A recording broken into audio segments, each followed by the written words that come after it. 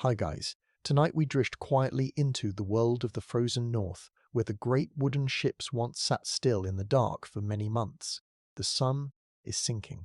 The air is turning cold. It feels like ice against your cheeks. The wind is coming off the fields like a cold river, finding every gap in your clothes. You can hear the dry grass snapping under your boots. So before you get comfortable, take a moment to like the video and subscribe, but only if you genuinely enjoy what I do here. And if you want to let me know where you are listening from and what time it is where you are. I always love seeing those little snapshots of the world. Now dim the lights and let the story begin. You are standing on the deck of a very large ship. The wood beneath your boots is thick and solid. It is made of old oak trees, strong and heavy. This ship was built to go where the world is white and the sea is made of ice. For many weeks, you have been sailing north. You have seen the green trees of home disappear. You have seen the birds fly away. Now, there is only the sky, the sea, and the cold. The ship is moving slowly now. The engines are making a deep humming sound that you can feel in your feet. It is a steady beat, like a heart. But the sea is changing. A few days ago, the water was dark blue and moved in long rolling waves. Now, the water looks thick. It looks like a grey soup. Small bits of ice are floating in it. Some are the size of a plate. Others are as big as a house. They are white and flat, and they bob up and down in the water. You walk to the side of the ship and look down. You see a piece of ice hit the side of the boat. It makes a soft thud sound. The ship does not stop. It pushes the ice away, but there is more ice ahead. It looks like a giant white puzzle that covers the whole world. There is no more blue water to be seen. There is only a small path of water that the ship is following. This path is called a lead. It is like a narrow road in a forest of white. The air is very still. There is no wind today, but the cold is still there. It is a dry cold. It does not feel wet like the rain at home. It feels sharp. Every time you take a breath, you can feel the cold air going down into your chest. It smells clean. It smells like nothing you have ever smelled before. It is the smell of a place where no one lives. You are wearing a special coat today. It is called a pea jacket. This is a very heavy coat made of thick, dark blue wool. It has 2 rows of big buttons on the front. The wool is so thick that it is hard to bend your arms. It is a bit scratchy against your neck, but it is very warm. Under the coat, you have a jumper made of sheep's wool. You feel like a big, soft ball of clothes. It is hard to move fast, but you do not need to move fast. You just need to stay warm. The sun is very low in the sky. It is a pale yellow color, like a weak candle. It does not give any heat. It just hangs there, looking at the ice. You know that soon the sun will go away. It will go behind the edge of the world, and it will not come back for a long, long time. This is what the sailors call the polar night. It is a night that lasts for months. The ship slows down even more. The deep hum of the engine changes. It gets quieter. You see the captain standing on the high part of the ship. He is looking at the ice ahead. He is looking for a way through. That the white puzzle is closing up. The pieces of ice are moving together. They're being pushed by the wind and the deep water far below. You hear a new sound. It is a long, low groan. It sounds like a big door opening in an old house. It is the sound of the ice rubbing against itself. Suddenly the ship stops. It does not hit anything hard. It just slows to a crawl and then stays still. The ice has moved in all around the wooden sides. You look over the railing. You cannot see the water anymore. The ship is sitting in a bed of white. The ice is touching the wood on the left side and the right side. It is even touching the back of the ship. The captain shouts an order. The engine stops completely. The heart of the ship stops beating. For a moment there is a silence so deep it feels heavy. You can hear your own breath. You can hear the tiny sound of your coat rubbing against your shirt. It is the quietest place you have ever been. There are no cars here. There are no birds singing. There are no trees rustling. There is only the ship and the ice. One of the older sailors walks over to you. He has a kind face and a grey beard. He tells you a secret about the ship. He says that the wood on the sides of the ship is almost 3 feet thick. It is not just one layer of wood. It is many layers of oak and teak, all bolted together. This ship was built to be squeezed. In the old days, ships were thin and would break like an eggshell if the ice pushed too hard. But this ship is different. It is built like a fort. It is a floating house made of iron and wood. You look out at the horizon. The sky is turning a deep purple and pink.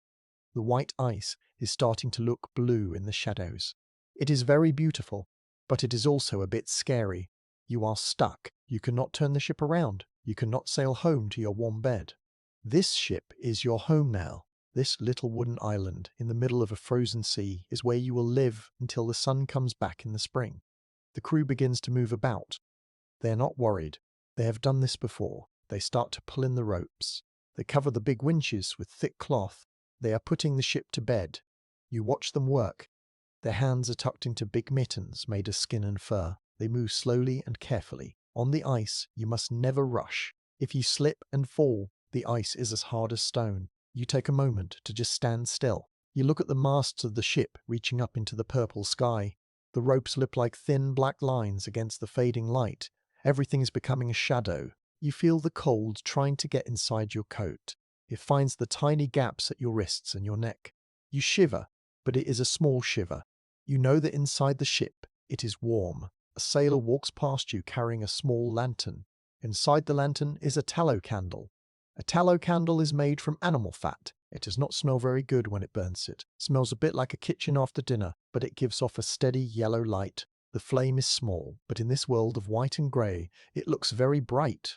It looks like a little piece of the sun that you can carry in your hand. You follow the light toward the hatch. The hatch is a small wooden door in the deck that leads down into the belly of the ship. As you walk, you hear the ice groan again. It is a deep, rumbling sound. It feels like the whole world is shifting. The ship moves just a little bit. It tilts to one side, only an inch or two, and then it stops.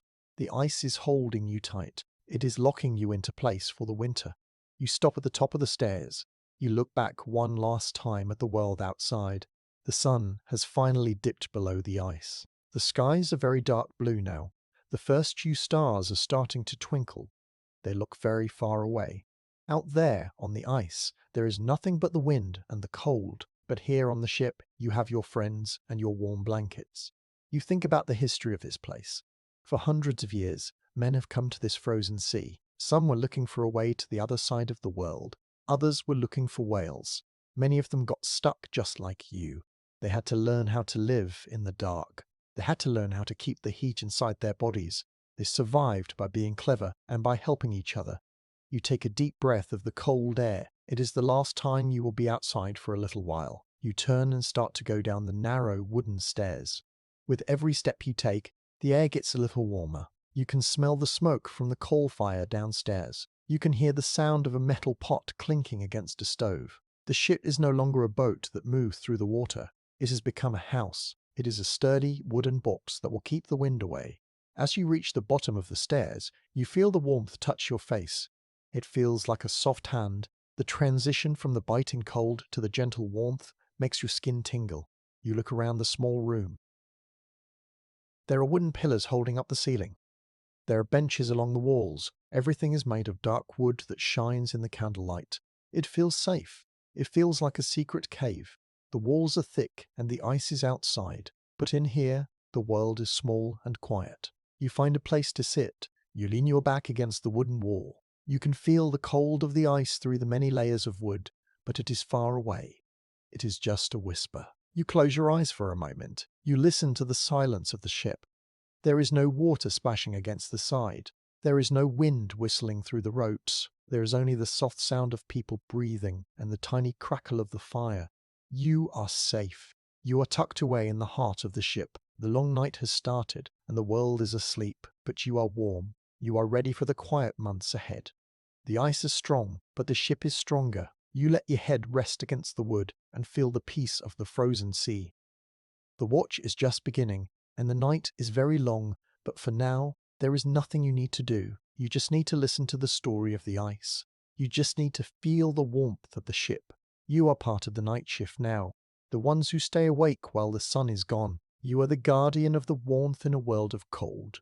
The next morning, the world is a very strange colour. It is not bright like a summer morning at home. It is a soft, dusty grey. The sun has not come up, and you know it will not come up for a very long time. You are standing on the deck again. The wood is covered in a thin layer of white frost. It looks like someone has sprinkled salt over everything. When you walk, your boots make a crisp, snapping sound. It is so quiet that the sound of your footsteps seems to travel for miles across the flat ice. Today is a big day. Now that the ship is stuck, you must turn it into a winter house. A ship is a good home when it is moving, but when it sits still in the ice, it can get very cold. The wooden walls are thick, but the wind is strong. To stay warm, you and the other sailors must build a roof over the deck. You are going to build a giant tent that covers the whole ship. This will keep the snow off the wood and keep the warm air from the stoves inside the ship. You look at the big pile of heavy cloth sitting on the deck. This is a tarpaulin. A tarpaulin is a very large, heavy sheet of canvas. It is made of thick cotton that has been treated with oil or wax to keep the water out. It is a dark brown color and it smells like old rope and rain. It is very, very heavy. It takes 6 men to lift just one corner of it. You reach out and touch it with your mitten. The cloth feels stiff and rough. It is cold to the touch, like a piece of frozen leather. The sailors begin to work. There is no hurry. In the Arctic, if you move too fast, you will start to sweat. Sweating is dangerous here. If your clothes get wet from your sweat, they will freeze when you stop moving. You must work slowly and steadily like a slow-moving river. You pick up a rope. The rope is thick and hairy. It feels scratchy even through your gloves. You help the other men pull the heavy canvas up toward the masts. You pull and you wait. You pull and you wait. Slowly, the big brown cloth rises into the air. It looks like a giant wing. The wind catches it for a second, and it makes a loud thump sound, like a drum. You hold tight to the rope. You can feel the strength of the wind trying to pull the cloth away. But you are strong, and your friends are strong. You tie the rope around a wooden peg called a cleat. You make sure the knot is tight. You check it twice. In the dark night, a loose knot could mean losing your roof. Once the canvas is pulled over the top of the ship, it looks like a big pointed roof. It covers everything from the front of the boat to the back. It is like living inside a giant, dark tent. Now when you stand on the deck, you cannot see the sky. You can only see the brown cloth above you.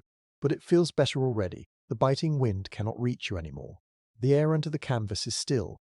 It is still cold, but it is a quiet cold. It is a cold that does not bite. Now comes the next part of the job. To keep the heat in, you need something that sounds strange. You need snow. You might think snow is cold, and it is, but it is also very good at holding heat.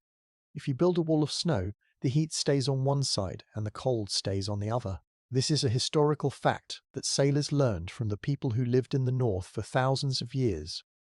They saw how a house made of snow could stay warm inside with just a tiny fire. You pick up a shovel. The handle is made of smooth ash wood. It feels solid in your hands. You step off the ship and onto the ice. The ice is very thick here, over 10 feet deep. It is as solid as the ground in a park. You begin to shovel the snow. This snow is not like the wet snow you used to make a snowman at home. It is very dry and light. It is like white sand. When you toss a shovelful into the air, it drifts like a cloud. You and the other men begin to pile the snow against the sides of the ship. You are building a thick wall of snow all the way around the wooden hull. This wall is called a snowbank. You work for hours moving the white powder. You can hear the rhythmic sound of many shovels. Scrape, lift, throw. Scrape, lift, throw. No one speaks much. The only sounds are the shovels and the soft breathing of the men. Your breath comes out in big white clouds that disappear into the grey air. As you work, you notice how the snow changes. When it is in a big pile, it starts to get hard. The weight of the snow presses down on itself. You use your shovel to pat the sides of the wall, making them flat and smooth. You are making a thick jacket for the ship. By the time you are finished, the bottom half of the ship is hidden behind a wall of white. From a distance, the ship must look like a strange island or a white hill rising out of the flat sea. You stop for a moment to rest. You lean on your shovel and look out at the ice. This is a moment of deep silence. The grey light is fading into a dark blue. The horizon is just a soft line where the white ice meets the dark sky. There is nothing to see for miles and miles. No trees, no houses, no lights. It is a world of total stillness. You feel very small in this big white space. But then you look at the ship. You see the warm yellow light of a lamp shining through a small gap in the canvas roof. You see the smoke from the stovepipe curling up into the air. The ship looks like a safe, sturdy home. It is a little light in a very big dark. You climb back onto the deck. The sailors are now bringing snow onto the ship. They are spreading a thick layer of snow on top of the wooden deck. This might seem messy, but it is very clever. The snow acts like a thick rug. It stops the cold from the ice below from coming up through the floor. You help spread the snow evenly. You use your boots to stomp it down until it is hard and flat. Now, the deck is white instead of brown.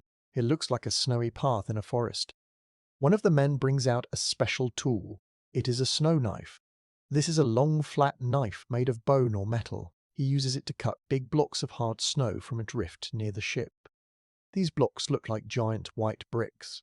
He brings them onto the deck and uses them to build a small porch around the hatch. This is a snow porch. It creates a little room between the cold outside and the warm inside. When you want to go downstairs, you step into the snow porch first. You close the outer door, and then you open the inner door.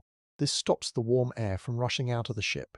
You look at the work you have done. The ship is now hidden under a brown canvas roof and a thick layer of white snow.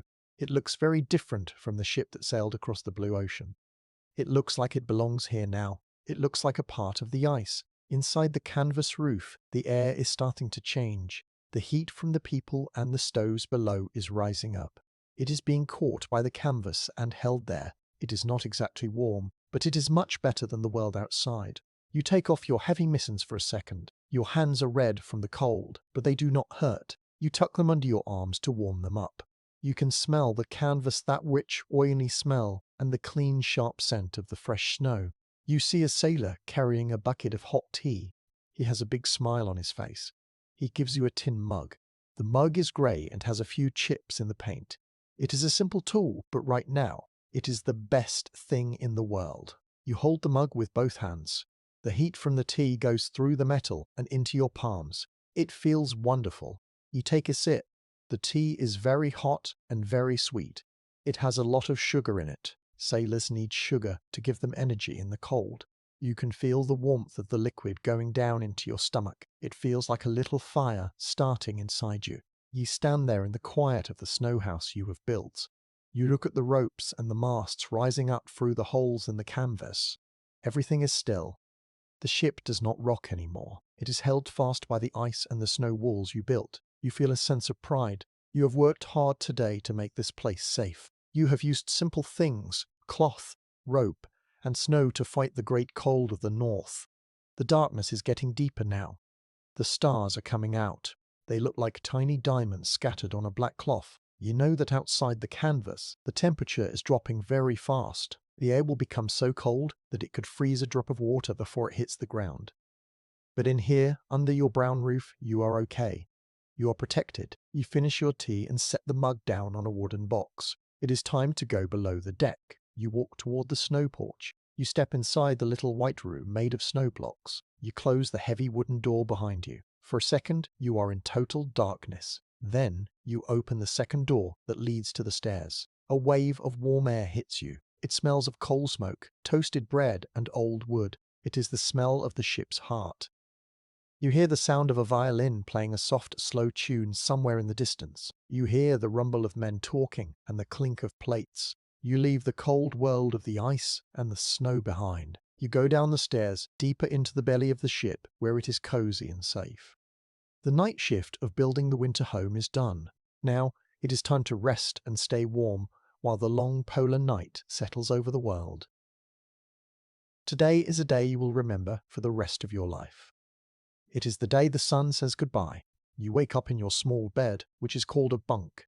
The bunk is built into the side of the ship, made of dark, sturdy wood. It is narrow and short, but it feels like a safe little nest. You have a heavy wool blanket pulled up to your chin. For a moment, you just lie there and listen. You do not hear the sound of the waves or the cry of the birds. You only hear the soft breathing of the other men and the tiny, distant creak of the ship's ribs as the ice presses against them. You climb out of your warm bunk. The floor is cold, even though you are wearing thick wool socks. You put on your heavy trousers and your thick boots. You tie the laces slowly. Everything in the Arctic is done slowly. You put on your big blue coat and your mittens. You are going up to the deck. You want to see the last bit of light. When you step out onto the deck, the world is painted in colours you have never seen before. The sky is not blue. It is a very deep, soft pink at the bottom, and a dark royal purple at the top. The ice, which usually looks white, is now a pale lavender. It looks like a sea of silk. The air is so cold it feels like it is made of tiny needles. When you breathe in, the inside of your nose feels stiff. This is because the tiny drops of water in your nose are turning into ice. It does not hurt, but it feels very strange. The sun is just a tiny sliver on the edge of the world. It looks like a glowing orange coin that is half buried in the snow. It does not look like the big hot sun you see in the summer at home. It looks tired. It looks like it is ready to go to sleep for a long time. You walk to the railing of the ship and rest your mittens on the cold wood. You look out over the flat, white world. The historical fact of this place is that the earth tilts away from the sun in the winter. Imagine the earth as like a giant spinning top that is leaning to one side. Because the ship is so far north, at the very top of the world, the leaning means the sun cannot reach over the curve of the earth to see you. For the next 3 months, the sun will stay below the horizon. It will be like a long, long evening that never turns into morning. You see the captain standing near you. He is holding a small book. This is the ship's logbook. It is a micro-history detail that is very important. Every single day, the captain must write down what happens. He writes down the weather, how much food is left, and how the men are feeling. He uses a pen made from a bird's feather and dark black ink. But there is a problem. The ink is made of water and soot, and it can freeze into a block of black ice. To write in his book, the captain has to keep the small ink pot in his pocket, close to his body, to keep it liquid. Sometimes he even has to hold the ink pot over a small candle to melt it before he can write the date. The captain looks at his watch. He knows exactly when the sun will vanish. You watch the orange sliver get smaller and smaller. The light is changing every minute. The pink in the sky is turning into a deep red, like the color of a ripe apple. The shadows on the ice are getting longer and longer. A shadow from a small hill of ice reaches all the way across the snow and touches the side of the ship. It looks like a long, dark finger. No one is talking. All the sailors are standing on the deck, looking south.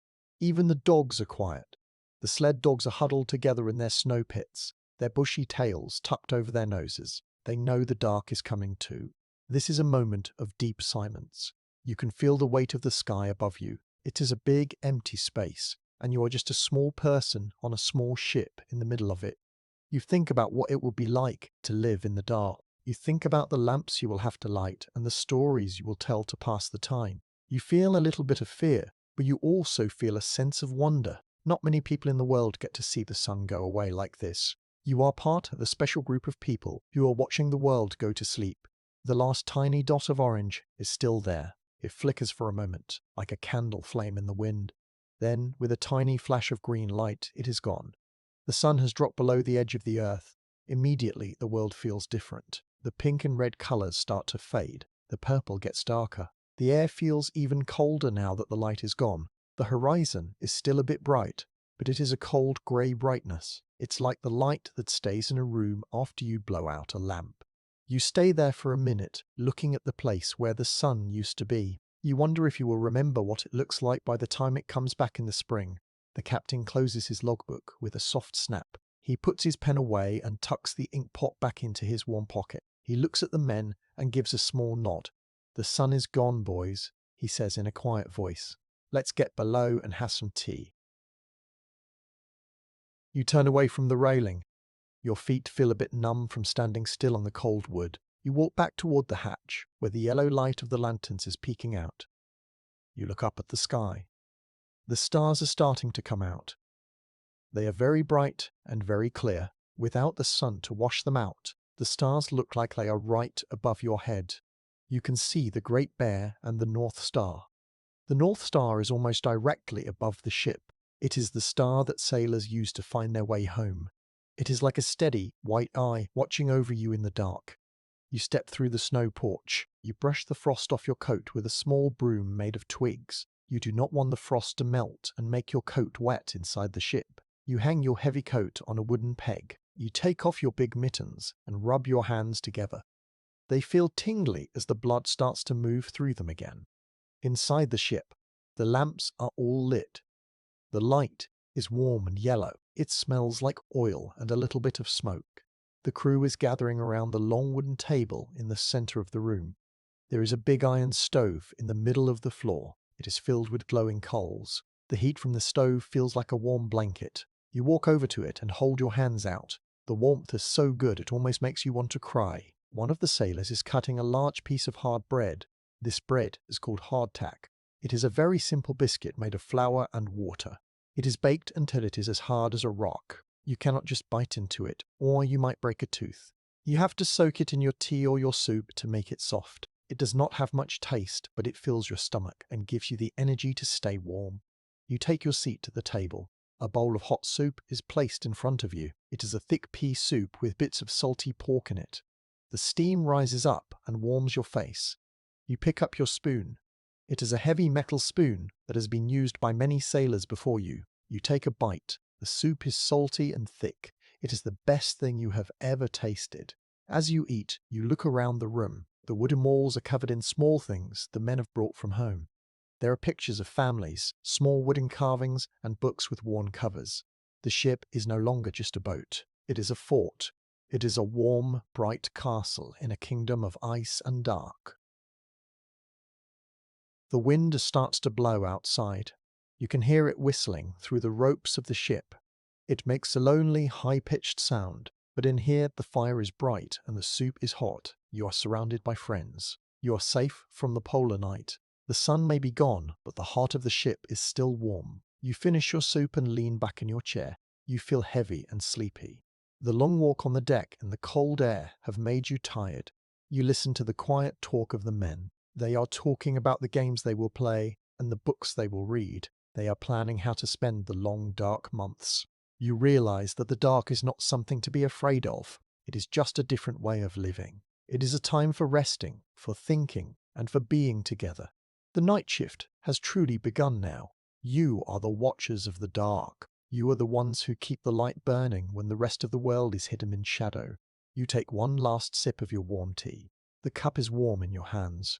You feel a deep sense of peace. The ice is outside. The dark is outside. But you are home. You are tucked away in the belly of the great wooden ship, and you are ready for the long sleep of the Arctic winter. The light of the lamp flickers on the wall, dancing like a tiny star, and you close your eyes for just a moment, feeling the steady, safe beat of the ship in the ice. The ship is very quiet now that the sun has left us. The only light comes from the small oil lamps hanging from the ceiling. They swing just a little bit, even though the ship is stuck in the ice. It is a slow, rhythmic movement that casts long, dancing shadows on the wooden walls. You stand in the hallway, or the companionway as the sailors call it, and you see your breath. Each puff of air is a thick, white cloud. It shows you just how cold the air has become inside the ship. It is time to make a big change. When the ship was sailing, everyone had their own place to sleep. Some slept in small cabins, and some slept in bunks along the walls. But those places are too close to the outside of the ship. The wooden walls there are thick, but the ice is right on the other side. The cold can crawl through the wood like a ghost. It makes the walls feel like blocks of ice. If you stayed in your old bunk, the frost from the walls would grow onto your blankets while you slept. So, today, everyone is moving. You are moving all your things to the warmest part of the ship. This is the central room, the heart of the boat. It is far away from the frozen sides and deep down in the belly of the ship. By staying together in one big room, the heat from everyone's bodies and the heat from the main stove will stay in one place. It is a clever way to stay alive. In the history of the North, many people found that staying close together was the best way to fight the winter. You go to your old bunk to gather your things. It feels lonely here now. The air is much colder than it was yesterday. You reach into the wooden frame and pull out your mattress. This mattress has a funny name. The sailors call it a donkey's breakfast. It is not made of soft feathers or foam. It is a large, heavy bag made of rough brown cloth, and it is stuffed full of dry straw. It is called a donkey's breakfast because straw is what a donkey would eat for its morning meal. As you lift the mattress, you can hear the straw crunching inside. It makes a dry, rustling sound, like walking on fallen leaves in the autumn. It is not the most comfortable bed in the world. The straw can be a bit lumpy, and sometimes a sharp piece of grass pokes through the cloth. But it is very good at keeping you warm. The dry straw holds lots of tiny pockets of air, and that air gets warm from your body. You roll up the donkey's breakfast and tie it with a piece of rope. It is bulky and awkward to carry, but it is your most important possession right now. Next, you grab your blankets. These are made of the thickest sheep's wool. They are a dull grey colour, and they feel very heavy in your arms. You also pick up your sea chest. This is a small wooden box where you keep everything you own. Inside, you have a spare shirt, a pair of thick socks, a small wooden comb, and a picture of your home. You tuck the box under one arm and heave the mattress onto your shoulder. You walk slowly down the narrow hallway toward the center of the ship. Your boots make a hollow thud on the wooden floor. You pass the empty cabins. The doors are open, and it looks dark and cold inside them. You can see white frost sparkling on the brass door handles. It looks like tiny diamonds, but you know it is just the breath of the ship turning into ice. When you reach the main room, it feels different. The air is thicker here. It smells of old wood, wool, and the sweet smoky scent of the coal fire. There are already many men here. They are busy setting up their new beds. Some are laying their mattresses on the floor, and some are building new wooden frames along the inner walls. You find a spot near a thick wooden pillar. It is not too close to the stove, so you won't get too hot, but it is far away from the cold drafts. You untie your rope and let the donkey's breakfast unroll on the floor. It hits the wood with a soft whomp. You spend a few minutes punching the mattress with your fists. You want to move the straw around so it is flat and not too lumpy. You want it to be as soft as possible for the long months of sleeping ahead. Once it is ready, you spread your heavy wool blankets over the top. You smooth them out with your hands, feeling the rough, worn texture of the wool. This new room is where you will do everything. You will eat here, you will sleep here, and you will talk here. It is like a small village inside a wooden box. The ceiling is low, so you have to duck your head in some places. The walls are lined with shelves holding tin plates and mugs. In the middle of the room is the great iron stove. It is a big black box with a long pipe that goes up through the ceiling. Through the small glass window in the stove door, you can see the orange glow of the coals. It looks like a friendly eye watching over the room. You sit down on your new bed and take a moment to look around. This is a moment of deep reflection. You listen to the sounds of the ship. Without the engine running, you can hear things you never noticed before. You hear the wood talking.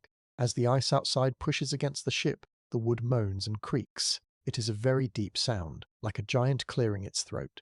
It reminds you that the ice is very strong, but the ship is holding its ground. You also notice the silence from the wind. Because of the thick canvas roof and the snow walls you built outside, the wind sounds very far away. It is just a faint whistle, like a bird singing in another room. Inside this central room, the air is very still. It feels safe. It feels like you are in a cocoon. You are tucked away in the very middle of the ship, protected by layers of wood, layers of snow, and layers of cloth. A sailor near you is busy cleaning his lamp. This is a small lamp made of brass. It is very simple. It has a little pot for the oil and a thin cotton string called a wick. He uses a small brush to clean the soot off the glass. This is a micro-history detail of life on the ship. These lamps are the only way to see. Without them, the ship would be as dark as a cave. The oil they use is often made from seal fat or whale fat. It has a strong, fishy smell when it burns, but you get used to it very quickly. To you, that smell now means light and safety. The sailor lights his lamp with a small splinter of wood from the stove. The flame starts small and blue, then grows into a warm yellow triangle. He places the glass chimney over the flame, and the light fills your corner of the room. It makes the wood look golden and rich. You watch the flame dance for a bit. It is very relaxing to watch. It is the only thing that moves in this still, quiet world. The captain comes into the room. He looks at how everyone has set up their beds. He looks pleased. He tells everyone that from now on, this is the only room that will be heated. This is how they will save their coal. Coal is like gold here. Once it is gone, there is no more. So by living together in this one room, they can make the coal last until the spring. This is a simple historical fact of polar travel. Saving heat and fuel was the most important job for the crew. You begin to put your things away. You slide your sea chest under the edge of your mattress. You hang your tin mug on a small nail in the wooden pillar. You are making your small space feel like home. It is only a few feet of space, but it is yours. You realize that you don't need much to be happy. You just need a dry place to sleep, a bit of warmth, and the sound of friends nearby. One of the men starts to hum a quiet song. It is a slow tune from the green hills of home. Others join in, not singing loudly, just humming along. The sound fills the room like a warm mist. It makes the darkness outside feel less heavy. You lie back on your donkey's breakfast and pull one of the blankets over your legs. The straw crunches under your weight, finding the shape of your body. The floor beneath you is steady. The ice is holding the ship so tight that it does not move at all. It feels as solid as a house built on a rock. You look up at the beams of the ceiling. They are thick and dark. You think about the many months of darkness ahead, but you are not afraid. You have your bed, you have your warmth, and you have your ship. You feel a sense of peace. The night shift of moving and settling in is done. The ship has changed from a sailing vessel into a winter camp.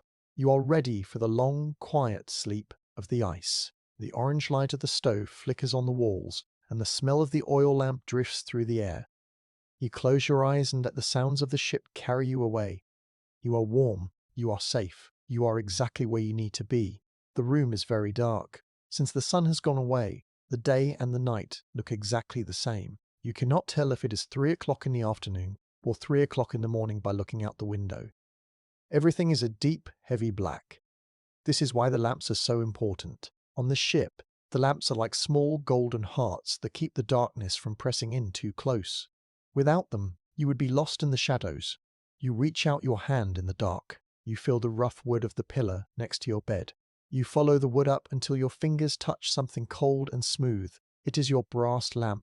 You carefully lift it down from its hook. It is heavy for its size. The base is wide and round, so it will not tip over if the ship moves. You can feel the oil sloshing around inside the metal belly of the lamp. You carry the lamp over to the long wooden table. In the middle of the table there is one large lamp that stays lit all the time. It is the mother light. From this one flame all the other lamps are born. You sit down on a wooden bench. The wood is cold at first, but it soon warms up from your body. You take a small tool out of your pocket. This is a micro-history detail of your daily life. It is a small pair of metal scissors used for trimming the wick. A wick is a simple thing, but it is very clever. It is a flat piece of woven cotton string. One end of the string sits in the oil, and the other end sticks out of the top of the lamp. The wick sucks the oil up, just like a sponge sucks up water. When you light the top of the string, the flame burns the oil instead of the cotton, but after a few hours, the top of the string gets black and crusty. This black stuff is called soot. If you do not trim it off, the flame will be smoky and dim. You use your small scissors to snip the black edge off the wick. You make it perfectly flat and straight. You want the flame to be a nice, even shape. If the wick is jagged, the flame will flicker and jump. You do this job with great care. In the Arctic, your eyes get tired from the dark. Having a steady, clear light makes everything feel much better. It makes it easier to read, to mend your socks, or to see the faces of your friends. Now, you must check the oil. You unscrew a small cap on the side of the lamp. You look inside. The oil is a pale yellow color. It smells a bit like fish and a bit like old grass. This is seal oil. In the history of these long trips, sailors often ran out of the clean vegetable oil they brought from home. When that happened, they had to use oil made from the fat of seals they caught on the ice. It is a bit smelly, but it burns very brightly. You pour a little more oil into the lamp from a tin jug. You listen to the soft glug glug glug sound as the liquid fills the metal base. You take a small splinter of wood. You lean forward and put the tip of the wood into the flame of the big lamp on the table. The wood catches fire instantly. You carry the tiny, dancing flame over to your own lamp. You touch the fire to your freshly trimmed wick. At first, the flame is a tiny blue dot. Then, as it drinks the oil, it grows.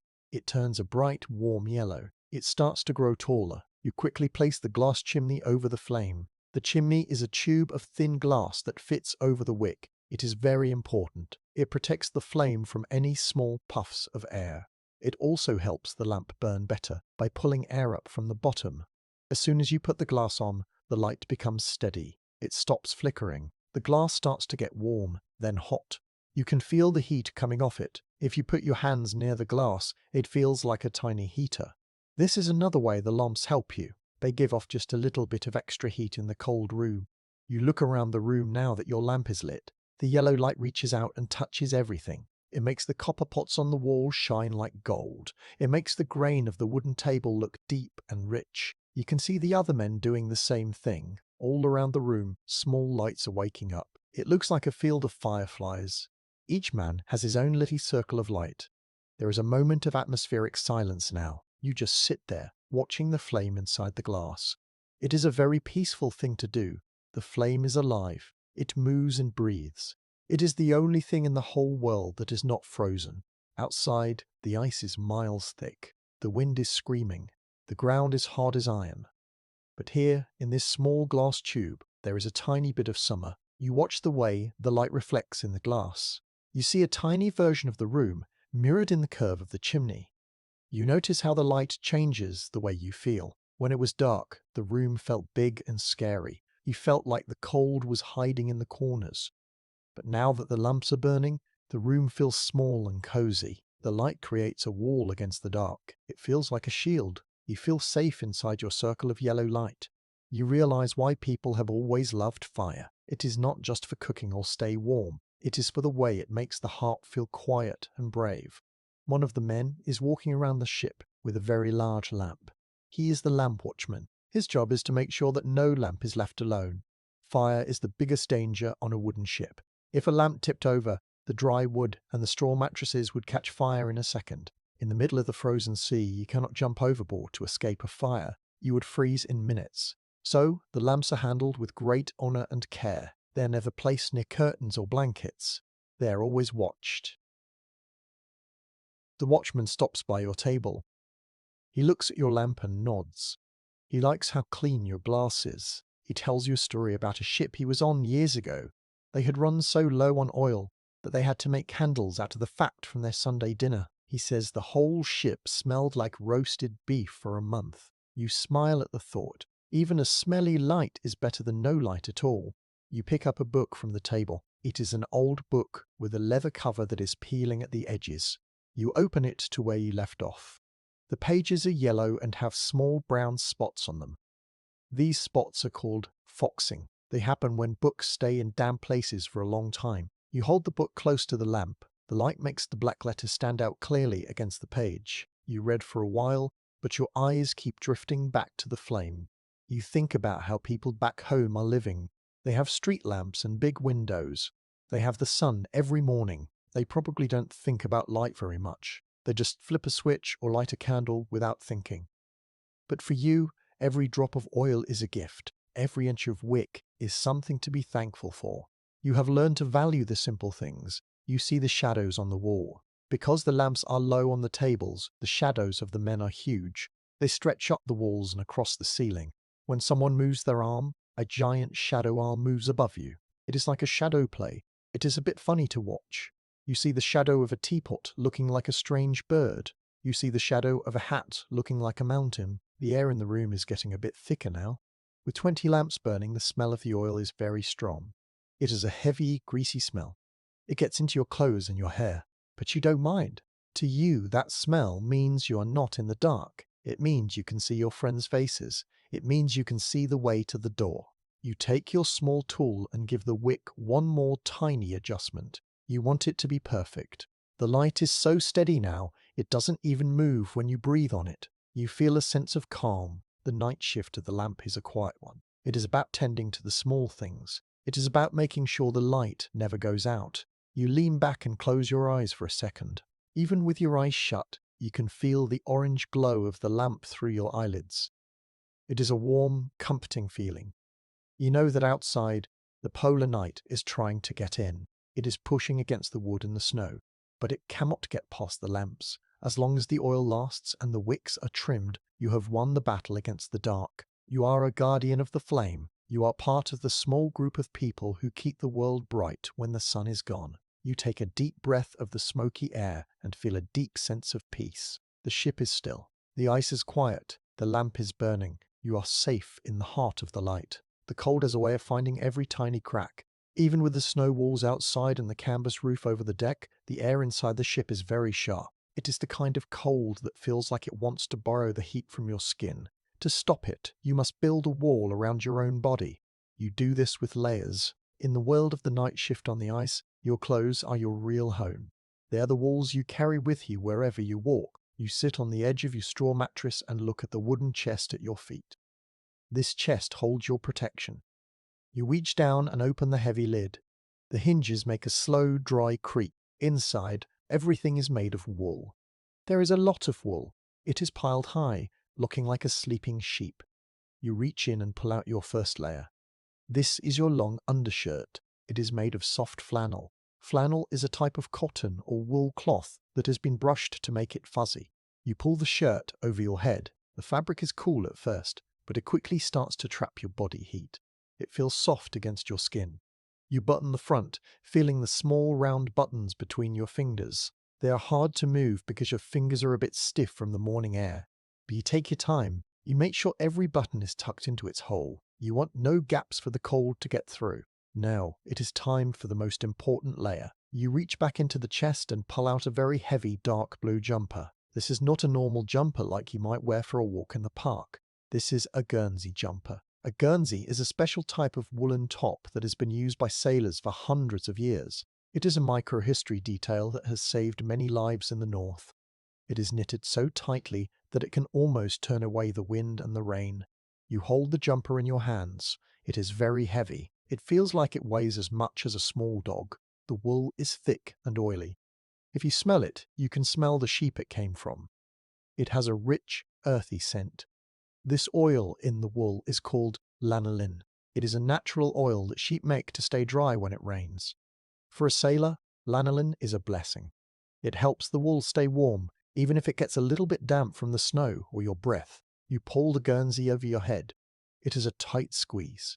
You have to wiggle your shoulders and pull hard to get your head through the neck. The wool is a bit scratchy on your ears, but once it is on, you feel like you have put on a suit of armor.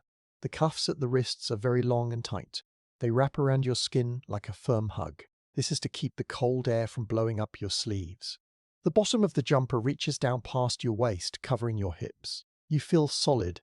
You feel thick. This leads to a simple historical fact about life in the ice. Explorers found that many thin layers of wool were much better than one big thick coat.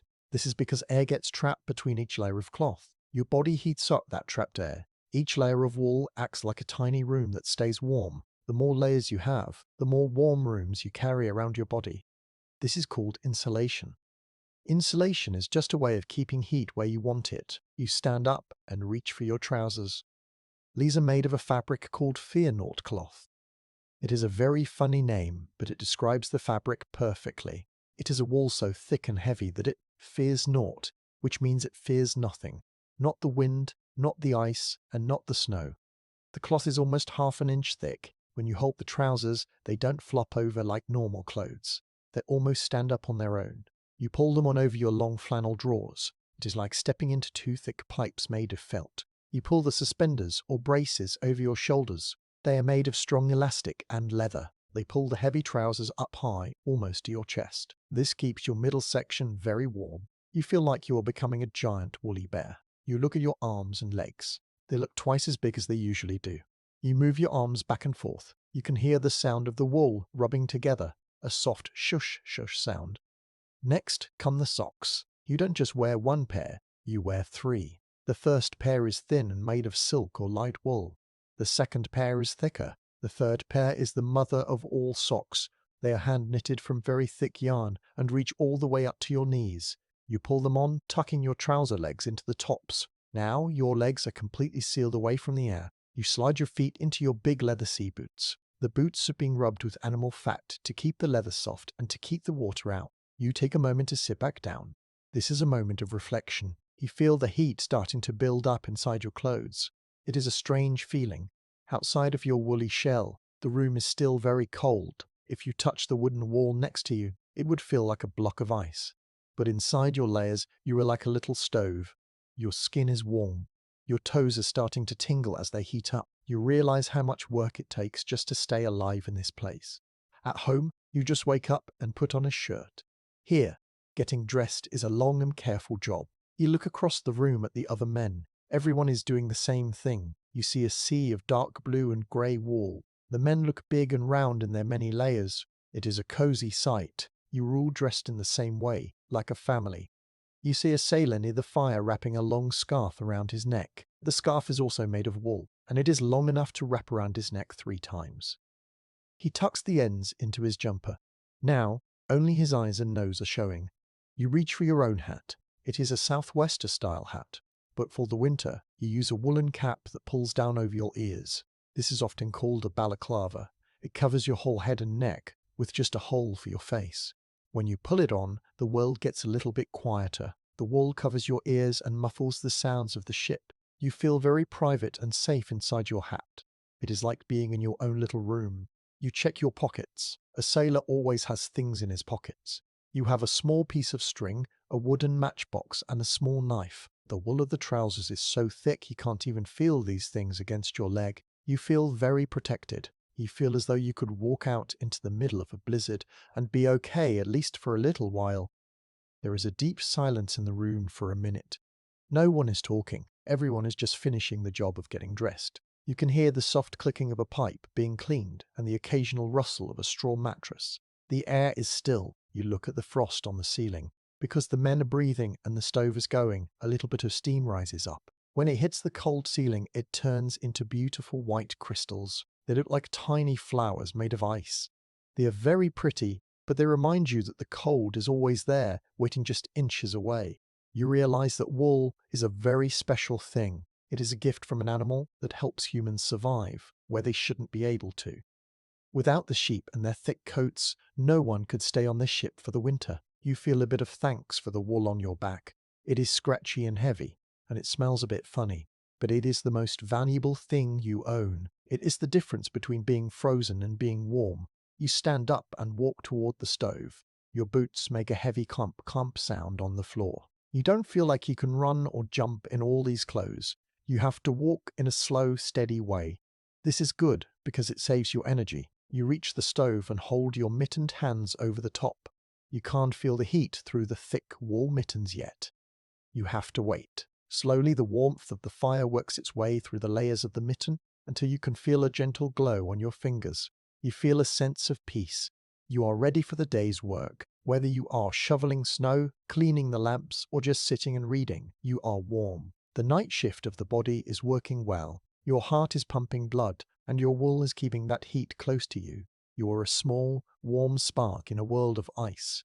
The ship creaks again, a long, low sound like a giant sigh. You don't mind. You are tucked inside your Guernsey, your fear-not trousers, and your thick socks. You are safe. You are a bundle of warmth in the heart of the polar night. You take a deep breath of the cool air, feeling the contrast between the air on your face and the warmth of your body. It is a good feeling. You are ready for whatever the dark winter brings. The morning is still dark, but the heart of the ship is starting to wake up. You have put on all your thick woolly layers, and now your body is asking for something warm on the inside. You walk across the wooden floor toward the center of the room. This is where the big iron stove sits. The sailors have a special name for this kind of stove. They call it a Bogie stove. It is a micro-history detail that every man on the ship knows well. It is a small square box made of heavy black iron, sitting on 4 short legs. It looks very strong and very reliable. You can see the orange light from the fire peeking through the cracks in the stove door. It casts a flickering glow on the floor. You reach out your hands, still tucked inside your wool mittens, and hold them near the iron sides. You cannot feel the heat yet because the wool is so thick, so you slide your mittens off and tuck them into your belt. You hold your bare hands toward the stove. The heat hits your palms like a soft invisible wave. It feels wonderful. Your skin, which felt a bit tight and cold, starts to relax. On top of the stove sits a very large kettle. It is made of copper, but it has turned a dark smoky brown from sitting over the fire for so many weeks. You can hear the water inside starting to sing. It is a low humming sound that slowly gets higher and louder. A tiny wisp of white steam begins to curl out of the spout. It looks like a little ghost dancing in the dim lamplight. One of the older sailors is the cook of the day. His job is to make sure the tea is ready for everyone. He reaches for a small wooden box on a shelf. Inside the box are the tea leaves, but these are not like the tea bags you might see today. In the history of the polar night, tea often came in the form of a tea brick. This is a microhistory fact that is very interesting. A tea brick is made of tea leaves that have been pressed together very hard until they are as solid as a piece of wood. It is dark brown and very dry. To make the tea, the cook uses a small knife to scrape bits of the brick into a pot. You watch him work. The tiny brown flakes of tea fall into the pot like autumn leaves. He then picks up the heavy copper kettle. He uses a thick cloth to hold the handle because the metal is burning hot. He pours the boiling water over the tea leaves. Sish! The sound of the water hitting the dry leaves is loud in the quiet room. Immediately, a wonderful smell fills the air. It is a deep, earthy smell. It smells like wet wood, dried flowers, and home. The tea needs to sit for a few minutes to get strong. This is called steeping.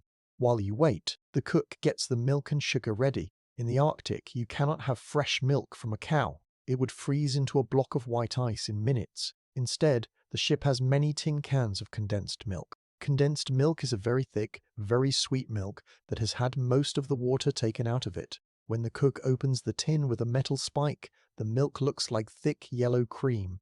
It is so heavy it slowly drips from the spoon. He adds a large dollop of this sweet milk to the pot. Then he adds a big scoop of sugar. In the cold, your body burns energy very fast just to stay warm. Sugar is like fuel for your internal fire. The more sugar you have, the better you feel. The cook stirs the pot with a long wooden spoon. You can hear the clink, clink, clink of the spoon hitting the sides of the metal pot. Finally, it is time. The cook picks up a tin mug and fills it to the brim. He hands it to you. The mug is made of thin metal, and it has no handle. This is on purpose. If the mug had a handle, you would only hold it with your fingers. But without a handle, you must wrap both of your hands around the body of the mug.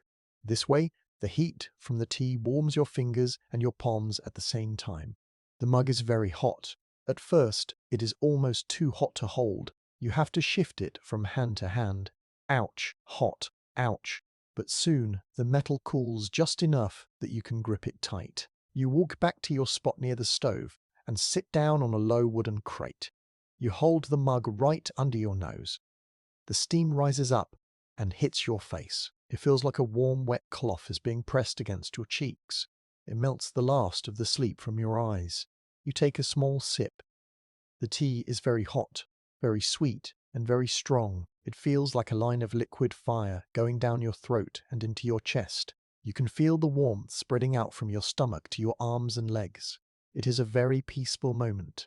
You are not thinking about the ice outside. You are not thinking about the long months of dark. You are only thinking about the taste of the tea and the warmth of the mug. This is a moment of atmospheric silence. You look around the room. Other men are now holding their mugs too. Everyone is quiet. The only sound is the soft slurp of someone drinking and the crackle of the coal in the Bogie stove. The yellow lamplight reflects in the dark liquid in your mug. You see a tiny version of the stove's fire dancing on the surface of your tea. It is a small world of warmth held in your hands. You think about how important this simple drink is. Historical fact about these trips is that tea and coffee were the most important things for keeping the men happy. Without a hot drink, the cold would feel much heavier. The tea is more than just water and leaves. It is a way to feel human again. It is a way to mark the start of the day, even when there is no sun to show you the morning. You notice how the tea changes as you drink it. As the mud gets emptier, the metal stays warm for a long time. You rub your thumb over the rim of the mug. It feels smooth and familiar. You look at the steam rising from the other men's mugs. In the cold air of the room, the steam forms big white clouds that swirl toward the ceiling. It looks like the ship is breathing. A sailor sitting next to you starts to talk softly. He is talking about the tea shops back in London. He describes the smell of fresh cakes and the sound of the rain on the windows. You listen to his voice, but you don't really need to answer. The tea has made you feel content. You feel heavy and warm. The night shift of the morning is a slow one. There is no rush to start work. The most important job right now is to finish your tea and stay near the fire. You take another sip. The sugar gives you a little boost of energy. You feel your heart beating a bit faster. Your toes, which were a little bit numb, are now starting to feel warm inside your 3 layers of socks. You wiggle them and feel the soft wool. You realize that this is what survival looks like. It is not always about fighting polar bears or climbing ice mountains. Most of the time, survival is just about holding a hot mug and staying close to a black iron stove. The cook puts the copper kettle back on the fire. It starts its low, humming song again. There will be more tea later. There is always a pot of tea or coffee on the stove. It is the fuel that keeps the ship going. You finish the last drop of your tea. It is a bit thick with sugar at the bottom, and it tastes wonderful. You lean your head back against a wooden post. The wood is cool, but your body is warm. You look at the stove one last time. The Bogie stove is the center of your world. Everything happens around it. It is the place where you dry your clothes, where you cook your food, and where you gather to feel like a family. You feel a deep sense of gratitude for the heavy iron box and the coal that burns inside it. It is your best friend in the dark. You stand up slowly. Your body feels limber and ready to move. You put your mittens back on. They are warm now because you left them near the stove. You slide your hands into the soft wool and feel the heat you trapped inside them. You are ready to face the tasks of the day. You are ready to step out of the warm circle of the fire and into the cooler parts of the ship, because you have a little bit of the fire inside you now. The night shift of the tea is over, and the work of the ship must begin. But the memory of the hot mug and the sweet dark liquid will stay with you all day.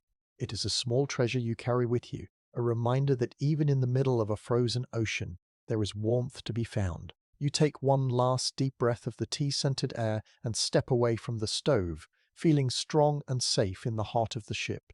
The light from the lamps is being turned down low. It is time for the ship to rest. Even though there is no sun to tell you when the day is over, the captain keeps a strict schedule. He rings a small brass bell to let everyone know that the night shift of the waking hours is finished. You walk away from the warmth of the Bogie stove. As you move toward the edges of the room where the bunks are lined up, you feel the air get a little bit sharper. It is not freezing, but it is cool enough to make you want to hurry into your bed. You reach your bunk. It is a small wooden box built right into the frame of the ship. You look at the pile of bedding waiting for you. On top of your straw mattress, you have your heavy grey wool blankets. But tonight, it is extra cold outside. You can hear the ice popping and cracking like a whip. For nights like this, the wool blankets are not enough. You reach under the bunk and pull out something very special. It is a large, heavy bundle of animal skins. In the history of Arctic travel, sailors learned a very important lesson. They found that while wool is good, fur is better. This is a simple historical fact. For thousands of years, the people who lived in the far north used the skins of animals to stay alive. They used reindeer, seals, and bears. They discovered that animal fur is the best way to keep heat from escaping. On this ship, you have been given a set of reindeer skins to use as your final layer of warmth. You lift the skins onto the bunk. They are very heavy. They feel much heavier than any blanket you have ever used. The fur is thick and a bit coarse to the touch. It is a mix of brown, grey, and white colours. When you rub your hand over it, you can feel how dense the hair is. There is a microhistory detail about reindeer fur that makes it perfect for the ice. Each hair on a reindeer is actually hollow. It is like a tiny straw filled with air. This means the fur can hold a lot of heat without being too heavy for the animal to carry. For you, it means the best insulation in the world. You begin the process of getting ready for sleep. You do not take off all your clothes. That would be a big mistake. You keep on your long flannel undershirt and your thick Guernsey jumper. You also keep on your long socks. You only take off your heavy boots and your outer trousers. You do this quickly so the cold air doesn't touch your skin for too long. You feel a bit clumsy as you wiggle out of your trousers in the small space of the bunk, but you manage to fold them and put them at the end of the bed. They will act as an extra pillow for your feet. Now you prepare to slide under the skins. You have two large reindeer skins. You lay one down on top of your wool blankets with the hair side facing up. This will be your soft, furry floor. Then you take the second skin and lay it over the top. You make sure the hair side of the top skin is facing down toward your body. This is very important. You want the fur to be touching you. You want to be hair to hair. This traps your body heat instantly. You climb into the middle of the skins. It is a tight squeeze. You feel like a sandwich filling between two thick pieces of fur. At first, the skins feel a little bit cool. The hair is dry and smooth against your hands. But after only a minute, something amazing happens. Your body starts to give off heat, and the hollow hairs of the reindeer skin catch that heat and hold it. It feels like a warm glow is starting to grow all around you. It is a different kind of warmth than the stove. It is a natural, soft heat that feels very deep. You pull the top skin up until it covers your shoulders. You tuck the edges under your sides so no cold air can sneak in. You feel very heavy. The weight of the skins presses you down into the straw mattress. It is a comforting weight. It feels like the skins are protecting you from the whole world. You can smell the fur. It has a very old, earthy smell. It smells like a forest or a stable. It is not a bad smell. It is just the smell of nature. It reminds you that you are using something from the earth to stay safe. You reach down and wiggle your toes. This is often the hardest part of the body to keep warm. But under the reindeer skins, your toes are starting to feel very cozy. You have your 3 layers of socks on, and the fur is wrapped around them. You can feel the blood moving in your feet again. You tuck your legs up a little bit to make yourself into a small ball. This is the best way to stay warm, as it keeps all your heat in the center of your body. There is a moment of deep silence now. You are tucked away in your dark bunk. The lamps in the room have been turned down until they are just tiny orange dots. You cannot see the walls of the ship anymore. You can only feel the fur against your cheeks and the weight of the skins on your chest. You listen to the ship. You hear a soft thrum-thrum sound. It is not the engine, but the wind vibrating the ropes high above on the deck. It sounds like a giant harp being played very softly. You think about how lucky you are to have these skins. Without them, the polar night would be a very scary thing. You think about the sailors in the old days who only had thin blankets. They must have spent the whole night shivering. But you are not shivering. You are as warm as a bear in a cave. You feel a sense of peace. You are a part of the night shift that is resting. You are the one who must stay strong so you can work tomorrow. You notice a microhistory tool hanging on a small hook inside your bunk. It is a small brush made of stiff pig hair. Its job is to brush away the frost. When you breathe at night, the moisture from your breath can turn into frost on the edge of your fur skins. If you don't brush it away in the morning, it will melt and make the skins wet. Keeping your bedding dry is the most important rule of the ice. A wet bed is a cold bed, so you make sure the brush is within reach for when you wake up. The ship makes a loud bang sound. It is so loud it sounds like a cannon going off. You don't jump, because you have heard it many times before. It is just the ice calving or cracking near the ship. When the temperature drops very fast, the ice gets tight and then snaps. It is a reminder that you are sitting on a frozen ocean that is miles deep. But inside your wooden walls and under your heavy skins, you feel very far away from the ice. You feel like you are in a different world. You let your head sink into your pillow. Your pillow is actually a small bag filled with your spare woolen clothes. It is a bit lumpy, but it smells like your home. You close your eyes. You can feel the warmth of your own breath bouncing off the fur skin near your face. It creates a little pocket of tropical air right around your nose. You take slow, deep breaths. The air in the room is cold, but the air under your chin is warm and soft. You feel your muscles start to let go. You have worked hard all day moving snow and carrying heavy teapots. Your back and arms are tired. The weight of the reindeer skins acts like a massage, helping your body to relax. You feel very safe. You are tucked into the heart of the ship, surrounded by your friends, and covered in the warmest thing nature ever made. You think about the dogs outside. They are sleeping in the snow, tucked into their own fur. You feel a connection to them. You are all doing the same thing, waiting for the sun to come back and staying warm in the meantime. You realize that the night shift of the winter is mostly about waiting. It is about being patient and taking care of yourself. The silence of the ship is very heavy now. The only sound is the occasional creak of the wood and the soft, steady breathing of the other men. It is a very rhythmic sound, like the tide coming in and out. It lulls you towards sleep. You feel like you are drifting away on a dark, quiet river. The fur is soft, the straw is crunchy, and the warmth is perfect. You are a guardian of your own heat. You have built your walls of wool and fur, and they are holding strong. You don't need to worry about the wind or the dark anymore. You have won the battle for tonight. You let out a long, slow sigh and feel the last of the day's worries disappear. You are tucked in, you are warm, and you are ready for a long, deep sleep in the middle of the frozen sea. The reindeer skins are heavy and solid, like a shield against the cold. You pull them 1 inch higher, right up to your ears, and give in to the tiredness. The world of the ice is outside, but your world is small, warm, and safe. You are asleep before the next crack of the ice echoes through the ship. You are lying very still in your bunk. The reindeer skins are heavy and warm on top of you, but your ears are wide awake. In the total dark of the polar night, your sense of hearing becomes very sharp. You can hear things that you never noticed during the day. You hear the soft, rhythmic puff of a man snoring 3 bunks away. You hear the tiny tick-tick of a pocket watch hanging on a nail. But mostly, you hear the ice. The ice is not a silent thing. People who have never been to the north think the frozen sea is as quiet as a grave, but they are wrong. The ice is alive. It is always moving, always pushing, and always talking. Tonight, it is in a talkative mood.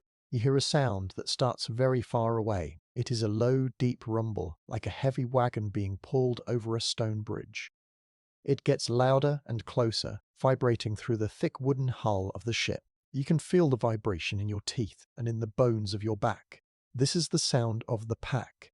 The pack is the name for the huge fields of ice that cover the sea.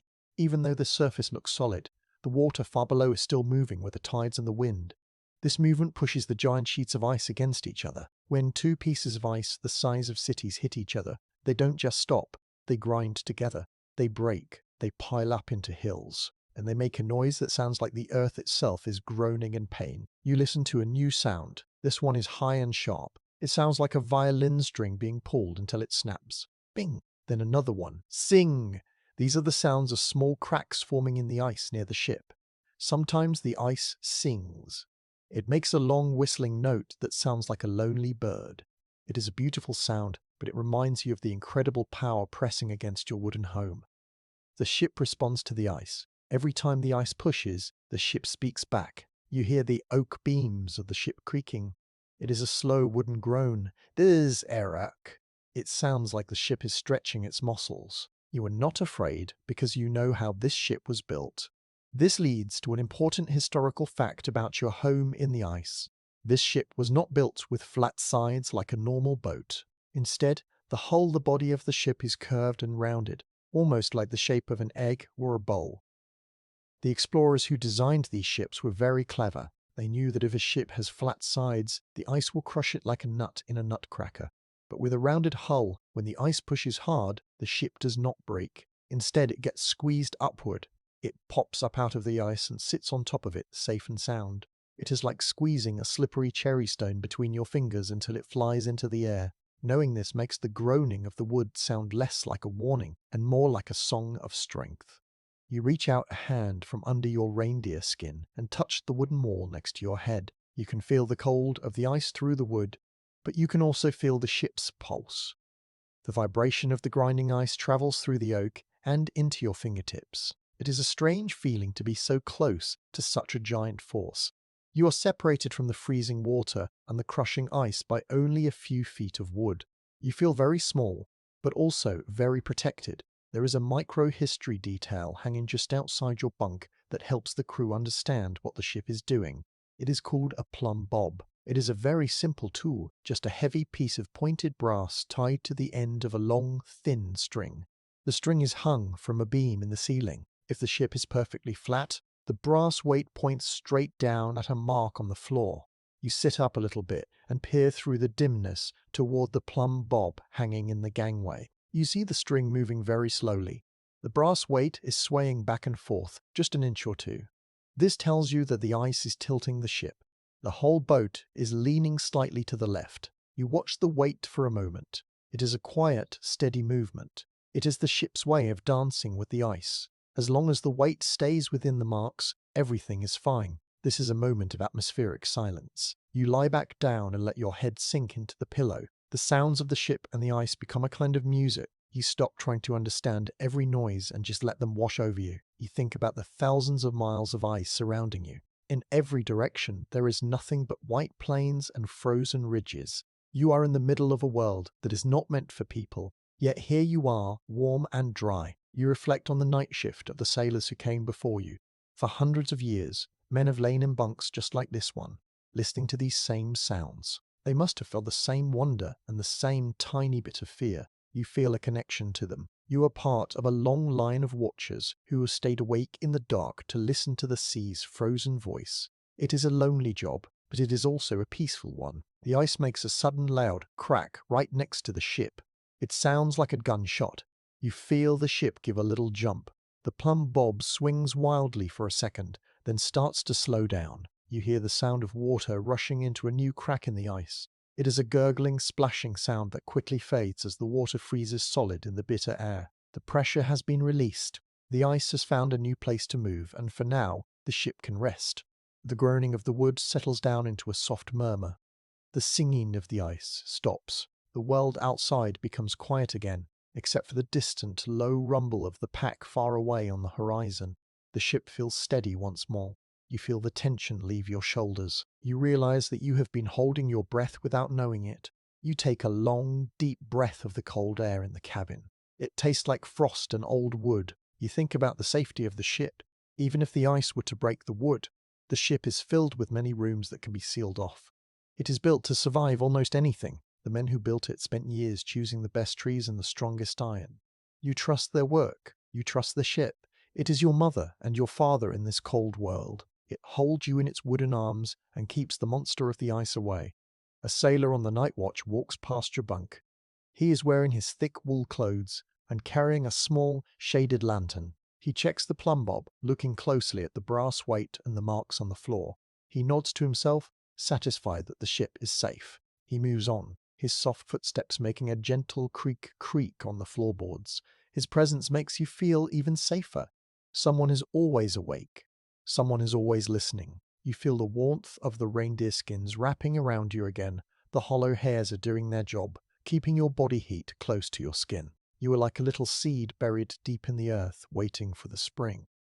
The ice can groan and scream all at once, but it cannot get to you. You are in the heart of the night shift, the quietest part of the long polar night. Your eyes start to feel heavy. The rhythmic sounds of the ice act like a cradle, rocking your mind towards sleep. You think of the ice as a giant sleeping animal that sometimes moves in its sleep. It is not trying to hurt you. It is just being what it is. You feel a strange kind of love for this harsh, beautiful place. It is a place of great power and great secrets. You let out a long sigh and pull the fur skin up to your chin. The wood whispers one last time, a tiny, friendly creak. The brass weight of the plumb bob settles into a slow, barely visible wiggle. You are safe. You are warm. You are part of the story of the frozen sea. You close your eyes and let the deep, ancient sounds of the ice carry you away into a dreamless, peaceful sleep. The time for dinner has come. In the dark of the polar night, your stomach tells you the time better than any clock could. You spent the day working in the cold air, and your body has used up all its fuel just to keep your heart beating and your blood warm. You feel a deep, hollow hunger. It is not the kind of hunger that makes you want a small snack. It is the kind that makes you want a mountain of food. You walk toward the long wooden table in the center of the ship. The air here is thick with a wonderful smell. It is the smell of a hot, salty dinner. The man in charge of the food is called the steward.